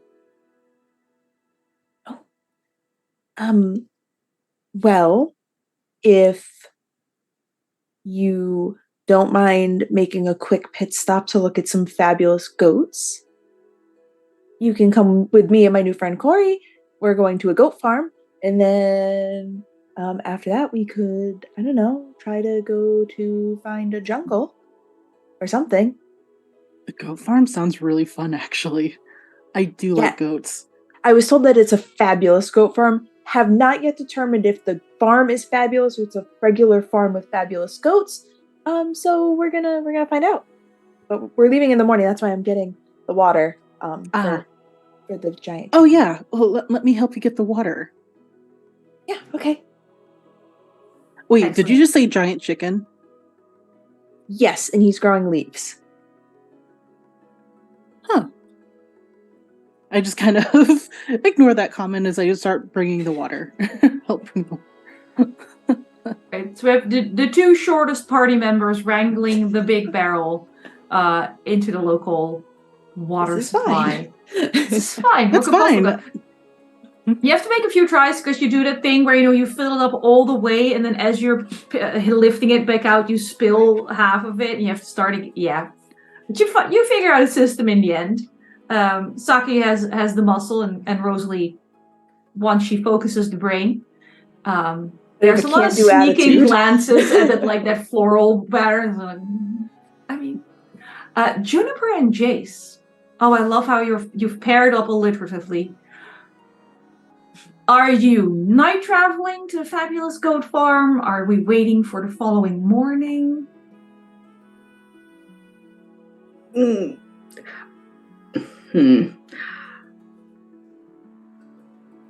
mean, I guess I'm probably leaving that to Jace, since they're the self-proclaimed heroic type. Well, it's sometimes dangerous to travel these roads at night, and I'm kind of like looking down the road with just this very like intense, serious look on my face. So we should probably stay here in the safety of the town set out bright and early tomorrow. Crack of dawn. Like clap my hands in like a very final way and then start like looking around. Okay, Is that a giant chicken? What? Oh yeah, the chicken's hard to miss. Like they're still right by this outside this point, large Corey has- meeting hall. Sorry, by this point, Corey has given up on trying to get Keko to move and has just pulled out the tarp and like is setting up tent right there, using the bird as one of the tent posts. Because, like, man, if you're gonna make me work this hard, you're gonna be tent. You are the tent tonight. Adorable. That's something you don't see every day. I mean, I must pet that chicken. And I start like striding very purposefully over. Are you gonna get in the tree with it though? No, is it like so high up that I can't reach its like tum-tum? Oh no, it has bent the tree back down to earth. Just like speed walking. Hello, friend and giant chicken friend. Can I pet the giant chicken? Oh, hello. Oh, he's sleeping. He won't care. How lean it on the chicken. I want it known that this chicken is incredibly soft and warm to the touch. This is the Yeah, greatest until you get to the thing. part where it's growing cold leaves. I feel like I'm very like do I touch leaves? Oh, Yeah. I think And not where Corey spotted them earlier today. Yeah, I'm probably like scratching around like its front, and I'm like, oh, I think your chicken has a moss problem or something. Nope, it's a whole leaf. It's a whole leaf. Yeah, Your hand's down starting near his to- leg. Your hand's starting to itch, Jace. What? Is this moss problem contagious? I look at my hand. I don't Sometimes. think so. Oh, Kind of red. am I allergic to chickens? I mean, did your chicken go through like some like poisonous, like pick up some poisonous plants in there? Like, Think so. We stayed on the road. Ugh. you should probably clean that out. He gets mad when you try to pull him. Oh, wait. Anybody got scissors? Oh, Miss Rosalie had some scissors. Oh. I mean, rifle for my pack, see if I have anything, but I don't know if I would just have those in my pack or not. I don't think most people would carry around regular scissors, but you probably have a knife for traveling purposes. I have my dagger, yeah. Yeah. If that would Most work. most people carry something sharp. I mean, if you want to try my dagger, it might be small enough that you can kind of get in there without hurting him. Might work. And so Corey's gonna gently take some of these leaves in hand, not quite registering that Jace now has itchy hands from touching the leaves. Look, Mhm. I'm You gonna take go a wash handful of these. leaves, and your palms are just you have the intent to grab and cut, so you actually squeeze a little, and some of that plant juice gets on your hand, and it's just blisters, like the Ooh. wet kind. Ooh! Oh. No, this is not okay. I regret touching this poison chicken. I'm just like in a canal, like washing my hands. The water makes it itchier. Oh, it's worse. Don't put your hands in the water. Don't do it. Okay. Corey's gonna try and rub dirt on it because that makes sense. Put I dirt follow your lead. in the Business if blister. it's hurting you two so bad. Maybe it's a defense Well, it wasn't mechanism. Earlier was just a leaf. Corey, some of Mr. those Kecker blisters on would. your hands pop, so you're like rubbing dirt in open blisters at this point. We need an adult. You need an adult to your Mistakes adult. was made. Mistakes was made. I I'm just like sitting on the ground with my hands like up here. I mean, all of the herbalists are closed by now, so I don't know what to do about. Oh, forget it. Corey like tries to, rub the dirt out of the blisters in the water because you know what? Hey, that made it itchier, but water will get the dirt out. So You do get the dirt out, yes. Yes. So we're lowering our infection risk. I'm very proud of you. The But itching also- is unyielding at this point. Well, if I know anything, it's that you don't rub poison ivy on anything else on you. So he's also just, hands away from himself. At this point, the town guard is like wandering by and is just seeing Juniper facing a giant chicken and two people like with their hands up. Oh no! And starts wondering, excuse me, is there a situation here? Yes, sir, there's a situation. My chicken's growing leaves and those leaves itch. It's maybe a defense mechanism for giant sleeping chickens. Which has never happened before. Please do Wait, not the touch chicken the chicken, is the sir. problem? And they sort of like glance at Juniper because they assumed she was giving you trouble. The chicken. The chicken has a problem, I think. He don't seem bothered by it. Whose chicken is this? My chicken, sir? And is your chicken registered? Yes? In Geyser.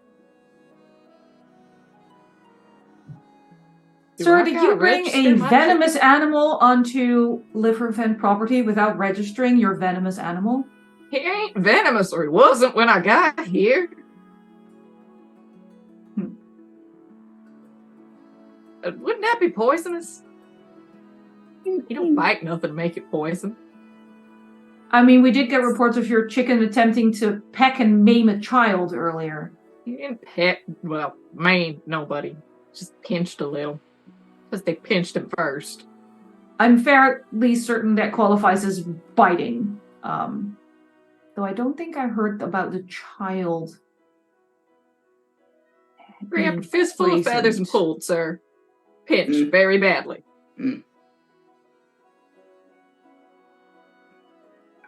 So here's what I'm going to do. I'm going to walk away because my shift ends in 30 minutes. Okay. And this doesn't seem like something that can be resolved in 30 minutes. It's a lot of paperwork. And I see your chicken's packed. I see your bags are ready. I'm just going to go ahead and assume that come tomorrow morning, bit after breakfast, neither you nor your chicken will be in this town. Probably not. Perfect. Just what I needed to hear. Have a wonderful evening. Yes, sir, you too. Sad, kind of. My hands itch. I just got told off by a cop. Like, ugh. Man, the cop thought he was going to save you from Juniper, and then he got some bullshit story about a poisonous chicken. He does not need to be here right now. Which is funny because Juniper is like a good 4 or 5 inches shorter than Corey, I think. Size says nothing about danger. I wonder if this is what's going. I turned to Juniper. I wonder if this is what's going on with the weird goats.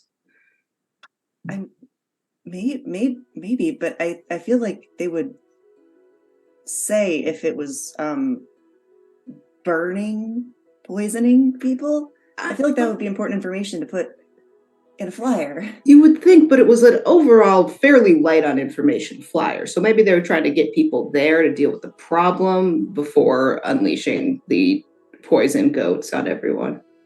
Well, that you said to Court. You said they weren't poisonous earlier? No, it was just little tiny leaves with the flu bits on it. That's... What was this about poison goats? They're poison goats. I hope they're not poison goats. They were described as weird, I guess, on this flyer. I take out my tiny, very crumpled note now. We are going to the farm near the Bluebell Fields to do something heroic to goats. Tucks it away. I was described as weird, mystical, mystifying. Again, very SEO appropriate flyer. Like if they could do white inked and font at the bottom, they would have. But they needed brave souls, adventurers. Yep, goat heroics.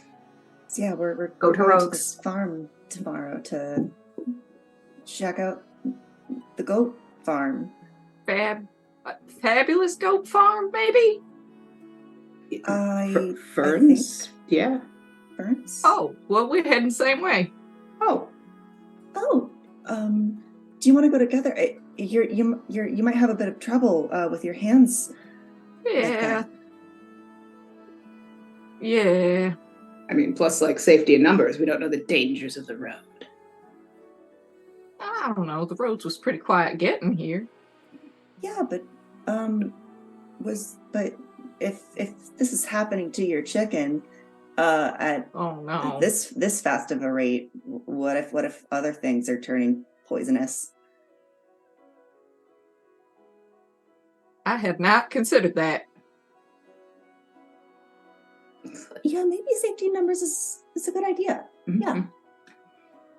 Yeah. Okay, that sounds smart. And gosh, I don't want to rub my eyes because I'm tired, but I can't touch my face. No, just I'm taking off my socks and putting them over my hands at this point, how you keep babies from scratching themselves. Yes. Yeah, you baby mitten yourself. Yeah, I'm just I'm just gonna go to bed. 20 feet away, I will just try and pull out my sleeping roll. You're absolutely allowed to camp in this town. There's no rules against loitering or whatever. Okay. There are rules against littering, so make sure you pick up after your chicken. Juniper's gonna help Jace kind of undo their stuff because they're baby mittened. Thank you. I'm being the most pitiful. Oh god, Jace is acting like a man with the flu. Yes, I have a slight cold and I need to be babied. Someone take off my shoes for me. I can never. They're already off because I had to sock mitten myself. All right, we will leave Corey and Jace pitifully at the side of the road while Juniper is there. A wonderful assist. Rosalie and Saki, after collecting their water barrel, I almost said bottle, but that's not worth 10 gold. I do need one of you to mark off that 1 gold for the repair spell. Whichever one of you it is. I will. Perfect. You. Are you camping in town? Are you getting a nice bed somewhere? Are you getting a not so nice bed somewhere? You wished Corey the best of luck with their chicken and just I did indeed. fucked right on off. Am I just supposed to camp with somebody I just met? Hey, I'm not telling you what to do.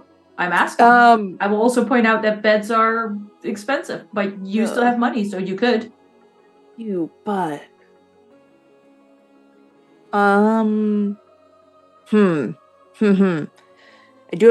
have a sleeping bag and I have a tent, so I can just camp somewhere.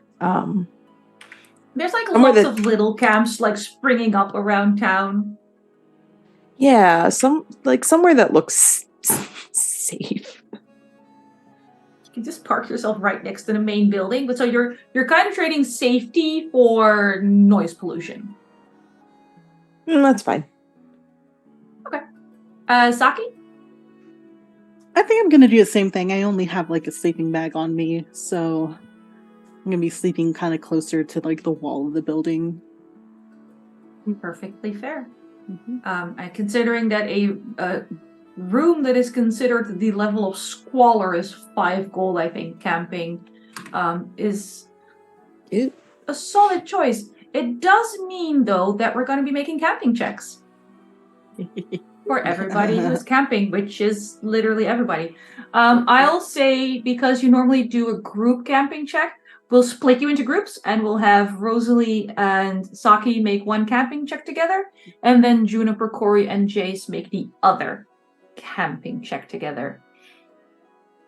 I will say that both groups receive the mandatory -1 penalty for not having enough tents and or general misery. Try setting up a tent with your hands all blistered. Yeah, which group wants to go first? I'll go first. Rosalie and Saki will go first. Yeah. I decided. So one of you makes the actual check, and the other one can roll to can support if you want. All right. And what's the roll? Dex int. All right. I have a D6 and a D8. Are you? I have a D6 and a D4, so All right. So I'll. yeah. Oh, I'm Saki is the support. I'm the support. You're the support. Perfect. So you get a +1 for Saki helping. I feel very supported. So then it's just a straight roll. Yes. All right. So that is a 6 on my D6 and a 6 on my D8. So 12. Okay. We'll call that a success. Yay. So if either of you missed any hit points or had spent any mana points, you would have recovered those in the morning, and you passed the night safely. Juniper, Corey, and Jace. I mean, we're using a chicken as a tent. 4 out of 6 hands are out of commission. You'll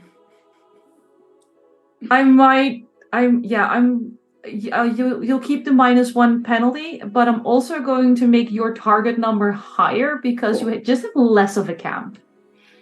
Who's rolling this? I mean, I'm 6'4". I'm 4'8" on that. Same.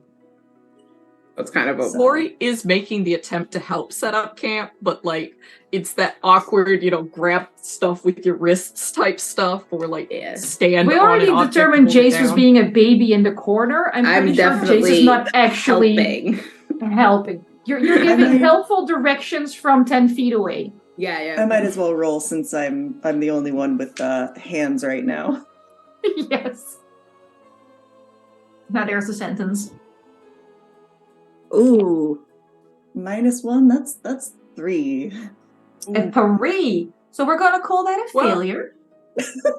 It's 4 because you're getting help, but like it's still a failure. So we'll still be calling It's for a still failure. I mean, normally I would ask you, so what happens in the night that you're... But we know what happens. Jace is moaning and groaning 10 feet away. And at some Sorry, point, I'm getting a dog delivered to me again. Corey accidentally does manage to scratch their eyes at some point, like half asleep, just mildly goes like this, and the second you do it, you're like, Fuck. right? Which wakes up Juniper, who was having a very pleasant snooze. And just the entire night is just griping in misery. At some point, Corey makes the attempt to like straitjacket himself into his own coat, but like that does not work out very well, as you saw, because rubbed his face anyway. Just use the socks. Just use the socks. And you trying to like roll yourself into that straitjacket makes the that horrible noise of a cheap air mattress on the floor. You're making that like rustling noise every time you move. Yeah. At some point, even Keko barks at you angrily. Even your chicken's having a bad night. You started this, mister. It's your fault. They're your plans.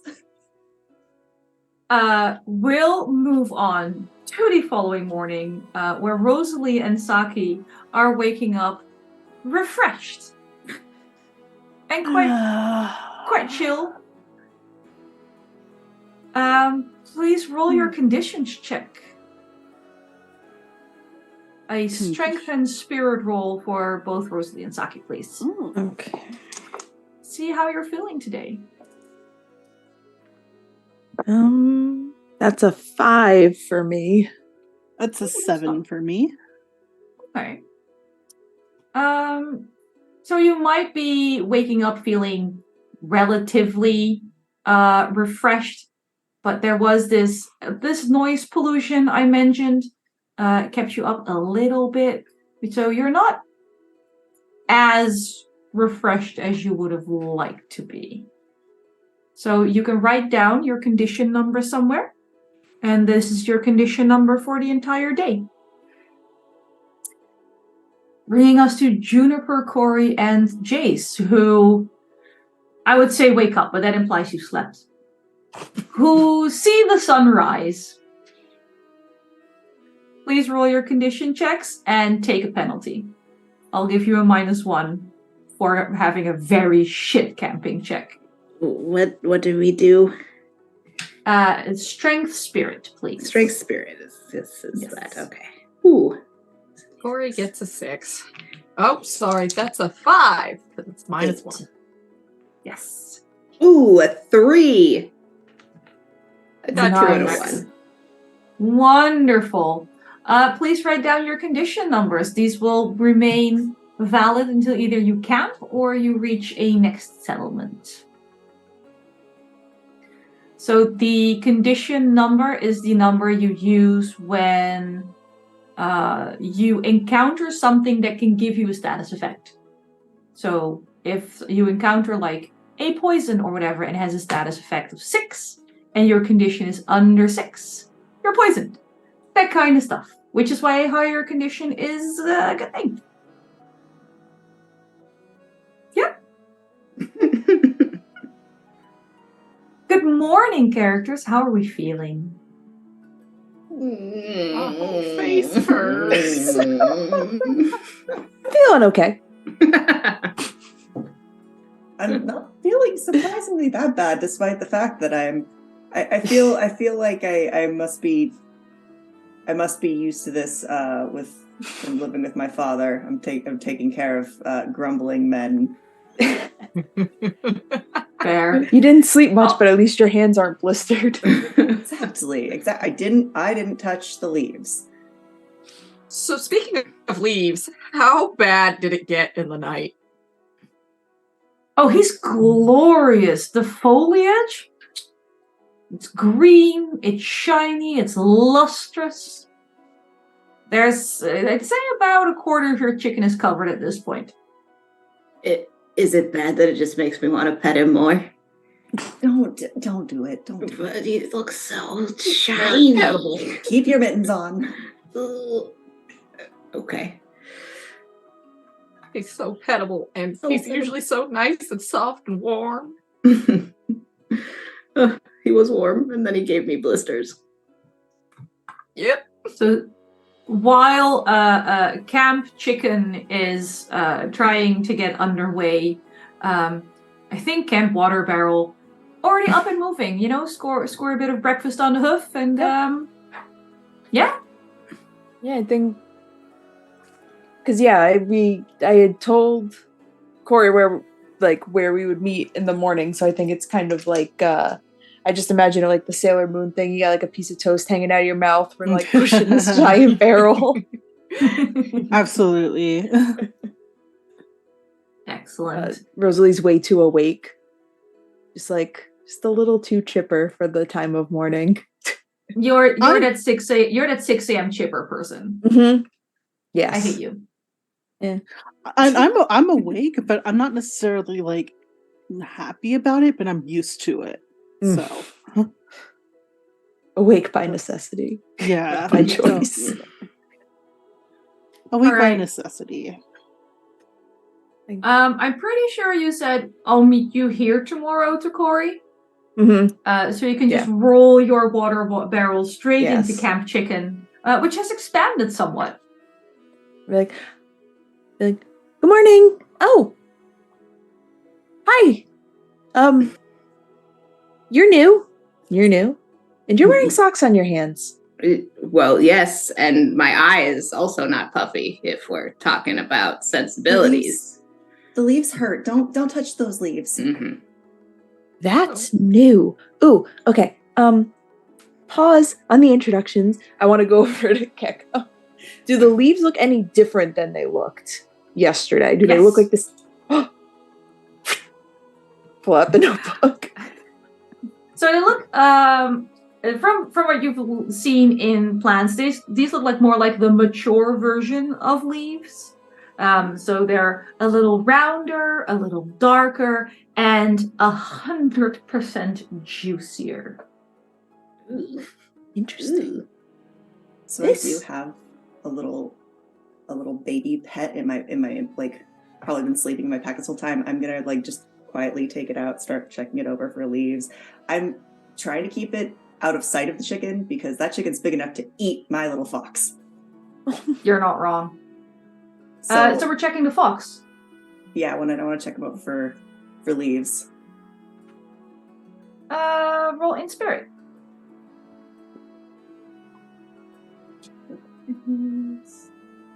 Oh, thank God! Those are really high ones. 8. No leaves. Few blossoms though. Blossoms. Mm-hmm. I'm kind of very gingerly holding this fox next to him, just like, I don't know if these are poisonous. I think if I hear you say that, my head like whips around like, are there more plants? Just kind of hold them out. You are presented with a fox that wasn't here 30 seconds ago, you're pretty sure. I want to pet it. This is amazing. I would like to take a peek at what's the fox situation. The fox is not growing leaves, but the fox is growing little flowers. Looks very recent, like they're just little buds almost still. But they're turning a little purplish. Interesting. And this looks like something I've never seen.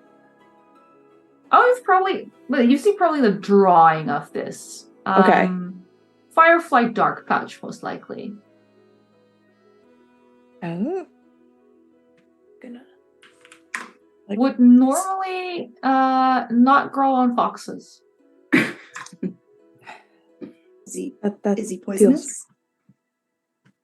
I'm scrolling. Everything can be poisonous if you fail your check to pick it. That yes and no. I guess is the right answer. So, like, the way that a lot of these herbs work is you've got to harvest them like a very specific way. And if you don't harvest them a very specific way, then bad. But this could be very convenient because these particular flowers glow at night, so you kind of have like a night light. But it's a fox. But you can harvest the flowers at night, so like later tonight we could see if we can clip one or something and see what's happening. But they're not poisonous, but I wouldn't try to pick them unless it's nighttime. Okay, but they won't burn me from like holding him, like the chicken. They shouldn't. I don't recognize. But this, you should be fine. Just don't like eat them. I don't think I'd want to eat anything that grows on. Okay. Just kind of staring at the fox now. Mr. Keko, how come you couldn't have grown a nice plant that glows in the dark and doesn't burn my hands? Oh, While you're yelling this at Keko, he has decided to be awake. And does that thing where he sort of flutters off of that tree that just whips back. Oh, that's great. Because that's about where I was standing. Was kind of. It's also where you attached part of your tarp. Yep. Can I see? You said you're. Can I look at your hands? Like both of you. Pull off my socks. Can you do something about my face too? Maybe. It's also rash. Can I use first aid to try to at least make it so that they're not going to get like infected or it's not going to spread or something like that? The largest infection risk is despite the water Corey's hands, because Corey popped all the blisters rubbing dirt in them. Yeah, great.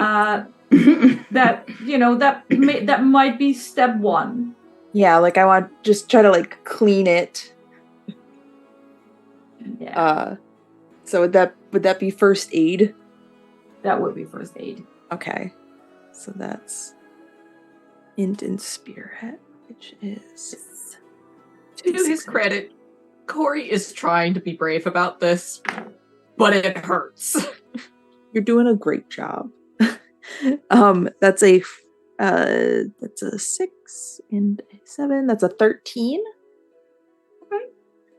You can at least clean out enough of the blisters that you know it's not gonna be like massive infection issues. You can get rid of like the worst of the rash around Corey's eye because that's like a tertiary problem. Yeah. They'd already been rubbing that juice everywhere before it got to the face. It's just that the eye is very delicate membranes. Yeah, I'm gonna like bandage up their hands so like they can still move, but the blisters aren't gonna get anywhere, and kind of just like very gently bandage like around his eye, and like, okay. Thank you, Miss Rosalie. You're welcome. And new friend whose name I did not. Hi, I'm Jason. I kind of like half put my hand out like I'm going to shake and then just go. Sock hands. No, Sock thank hands. you. Rosalie. And it's very nice to meet you. And I can try to make your hands feel better if I can. And I will first aid again. Please do. That's a 6. Ooh. Okay. So we definitely get to the point where it's less bad. The main problem is not so much a problem. There's a lot of cause and effect. Because Jace and Corey also have a very bad condition, they are also harder to heal with first aid. So, you can make sure that at least you apply a salve and the blisters dry out so they won't pop and spread, and it's soothed. You can consider gently bending your fingers. But it's not fixed. Yeah. It's just less bad. I can try again tomorrow, but this is the best I can do right now. Sorry. Okay. Just like still very pitiful. I mean, It's you're being very brave. Just like try and be like slightly braver. Like, I am an adult. Sorry. That is definitely something actual adults have to keep telling people. Yep. Relatable. Also, if it's at all possible, I would like to go buy gloves. At this point, again, it's a 10 to 4 kind of town. So if after the shenanigans and the breakfast, it's gonna be an hour or 2 before the stores actually open. Oh. Plus, everyone who's like a shopkeep is still currently having an enjoyable breakfast and a bit of a stroll and like walking their dog. Sounds lovely. Okay, I don't need them that bad. Put my socks back on my hands. And I have little bare feet now. As you do. As you do. Saki has just been watching in silent bewilderment. This is clearly the strangest town I've ever been in, and I am here for all of it. Oh, by the way, hi everyone. I'm Saki. I'm new. Hi, nice to meet you. I think we're all new. I'm Jennifer. Corey. This is Benny. Hey. Hi, Benny. Oh. So yeah, I heard that we are all going to a goat farm. Is that right? Fabulous. Fabulous goats. Fabulous goats. Yeah, it seems. Are you going because of the goat weirdness? No, we was going about chicken weirdness. Maybe they might be able to help, and I don't know that they'll be able to help because that just got worse. Well, I do like goats, but I was hoping on after we visit the goat farm, we could head to like the jungle so I can fix this pickaxe that I've been commissioned to fix.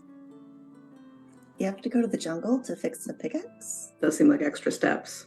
Oh yeah, the patron was very clear that he wanted the pickaxe to be brought back to its glory without being brand new somehow.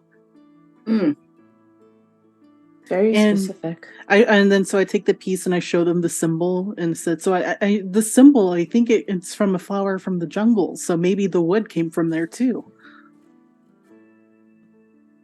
Okay. Okay. Yeah. So that's what I think. Well, I mean, after we solve this whole plant business, I wouldn't mind tagging along for that. Might give me some ideas for new songs. Oh, are you a bard of some kind? Well, not exactly. I want to be. Oh, fantastic. I wish you success with that. But yeah, I could always use the company. Corey was like very excited for a moment, was about to try and pull out the guitar, but then was like, my hands cannot hold the guitar. Oh no! Oh, that's right. Saki, are you wearing anything that would denote your hometown? Not necessarily. I am wearing my blacksmithing apron, and I have a pair of like worn weather boots that were used that I bought off someone from like the last place I visited. But you don't have like a little logo stenciled somewhere? Oh, you know what? I might actually have a little logo. Were you trained in your hometown? I was born and so raised. You'd be in their guild. Yes. Technically. Yes. Mm-hmm. Hey, Corey. This blacksmith is with the Windwood Blacksmithing Guild.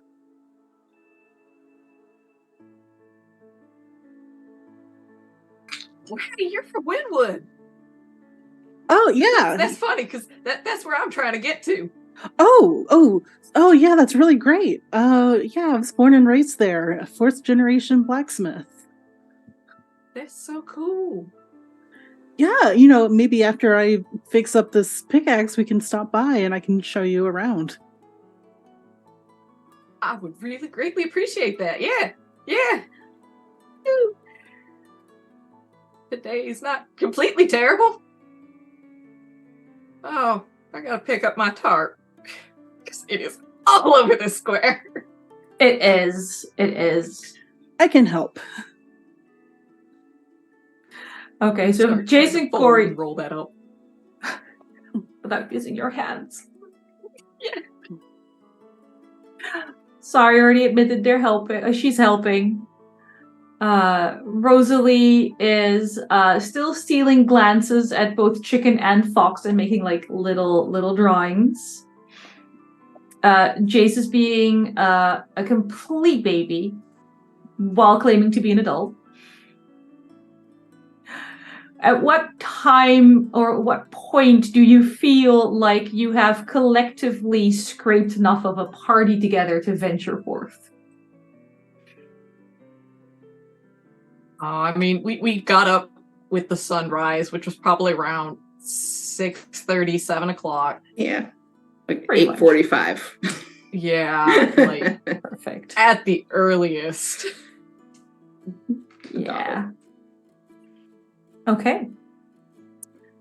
I'm going to ask a question I already know the answer to. But in Ryuutama, we have party roles. And that's not like tank healer DPS. Those are official roles that come into who makes certain checks and who makes certain decisions. So as this group is setting out to leave Liverwyn to go out into... You're going to start out in the woods before you get to nice, pleasant fields. I would like to know officially who is going to be the mapper. That's me, I believe, if I'm remembering correctly. I think you're correct. That's me. So you make most of the direction checks to make sure everyone's hopefully going the right way. And then every group gets a quartermaster who likes to keep track of inventory and money.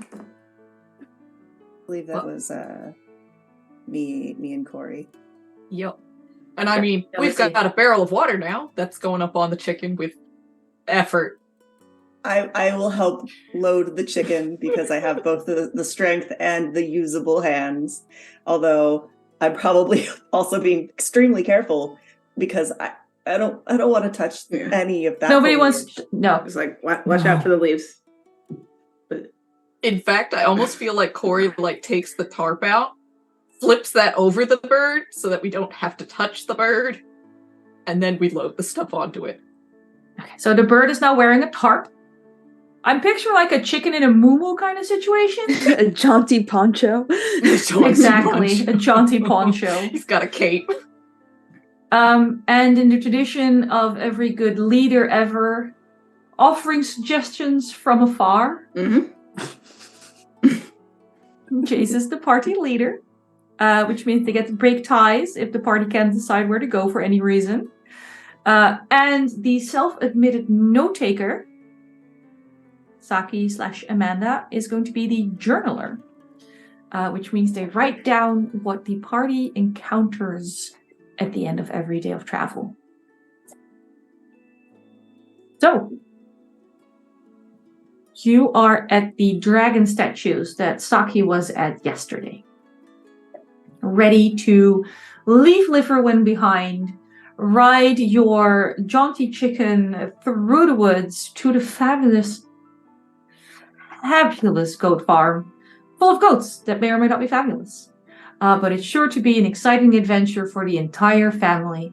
So bring the children. And that's what I'm going to call it for tonight. Thank you all very much for joining me today and telling your stories. We will quickly go around and let my players do their little outros, tell them who you are, anything you have to plug, any exciting upcoming projects. And then I have a few things for Sword and Key to shout out. So we're going to start just the same order again because that's easier for me. So Meghan, who are you? What do you do? Hi, everyone. I'm Meghan. You can find me most places on the internet, but mostly the Blue Hell site at Meghan Lynn FTW. I am a indie game designer. You can find all of my games at meganlynftw.itch.io. If you like crying and being sad while you play TTRPGs, I've got you. Because that's what I do. And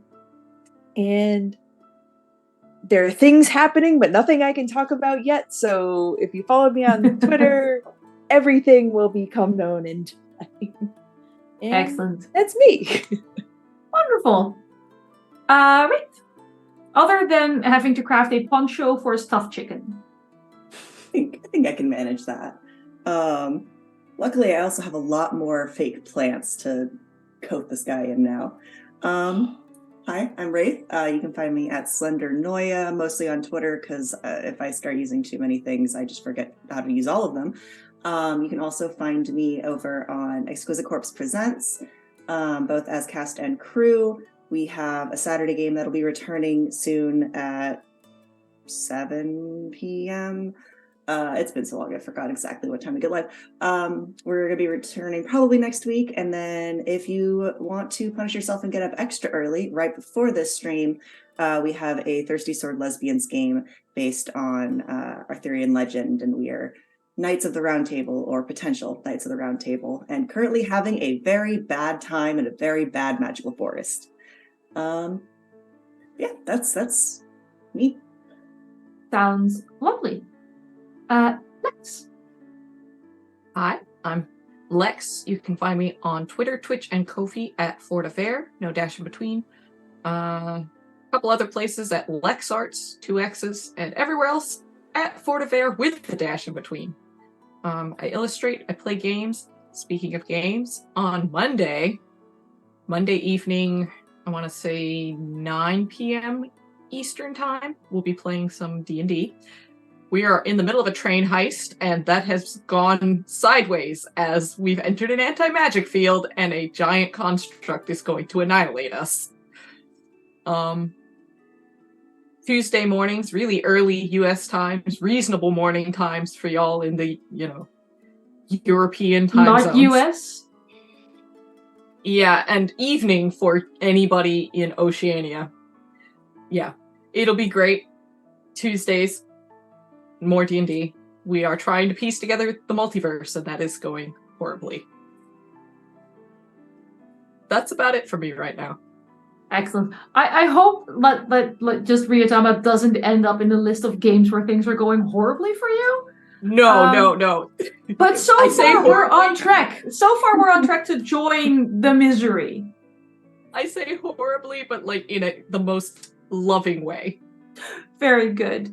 Amanda. Hi, I'm Amanda. You can find me most places at Pandacabra. I am also a part-time technical producer over on TRPG. That's TEA, like the drink, TRPG.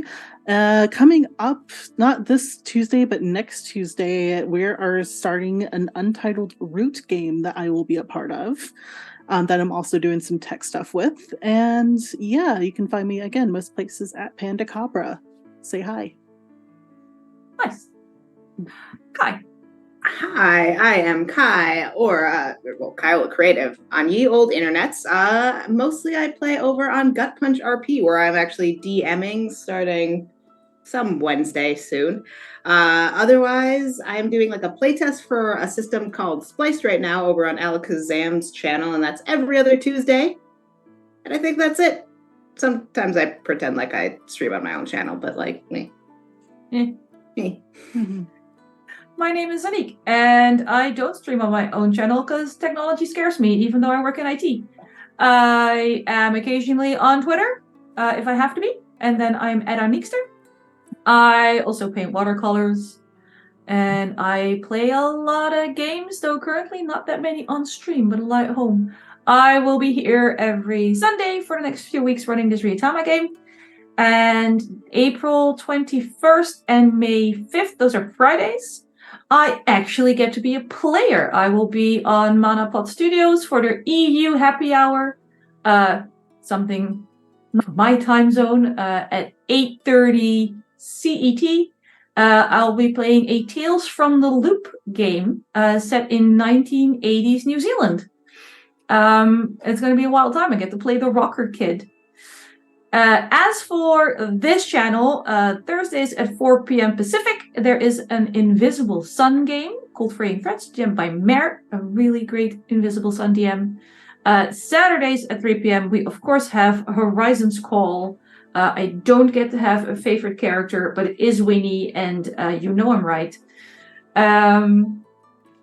There's a few one-shots coming up. Monday, April 10th. So this Monday, there is at 4 p.m. here a Mall Kids one-shot, which is also to support their Kickstarter coming up soon. Saturday, April 15th at the gruesome time of 8 a.m. is an Invisible Sun charity one-shot. Don't let the time stop you. It is just a really good system to watch people tell stories in. Monday, April 17th, there is a sword and tea, which is going to be discussing the game Wandering Strange. And then I'm almost at the end. Wednesday, April 19th, there is a sword and tea about the aforementioned mole kits. And if I remember correctly, I'm going to have a side eye at my tech goblin here. It is with the creator, right? Yes, the actual creator of the game will be there to talk about the game they made. In non-stream, but still entertainment news, I feel like I'm a newscaster. I need like a teleprompter for this. Today marks the return episode of Monster Crush, a podcast about monster-loving, monster schmoozing. Currently a proud production of Sword and Key. One of the hosts being the Sword of Sword and Key. So yeah, if you like listening to people talk about dirty things you can do with monsters, give it a listen. They have opinions and thoughts and suggestions if that's your kind of thing. And that is it for us tonight. We'll be raiding out to TTRPG IFs, TTRP GIFs, TPRP GIFs. We're just gonna raid them and not ask them about how their name is pronounced because we don't want to start that fight again. That's a messy fight. I hope everyone had a great time and be here next week to find out more about fabulous goats and poisonous chickens. My tag goblin is making a weird face and is holding up a finger, so apparently I have to keep talking. Tell me, Eva, what is happening? It's like that Toy Story 2 ending with the Barbie where she's like, goodbye, goodbye, goodbye, goodbye. So, confession that might get me crucified on the internet. I have seen 0 of the Toy Story movies. That's not a spoiler, by the way. That's just like a fun little like. I'll believe that, but okay. It's just like a cute little like closing screen of her just going goodbye, goodbye, goodbye. Are they gone? Oh, thank God they're gone. You know what? I sometimes feel that. I have been informed that we are ending, but we are not raiding because all the channels we had listed to potentially raid have raids turned off. Uh-oh. So we're going to leave them be and simply wish you all a very happy rest of your day or night, depending on where you live. Mm-hmm. Now let's actually wait till they're gone, like Barbie. Are they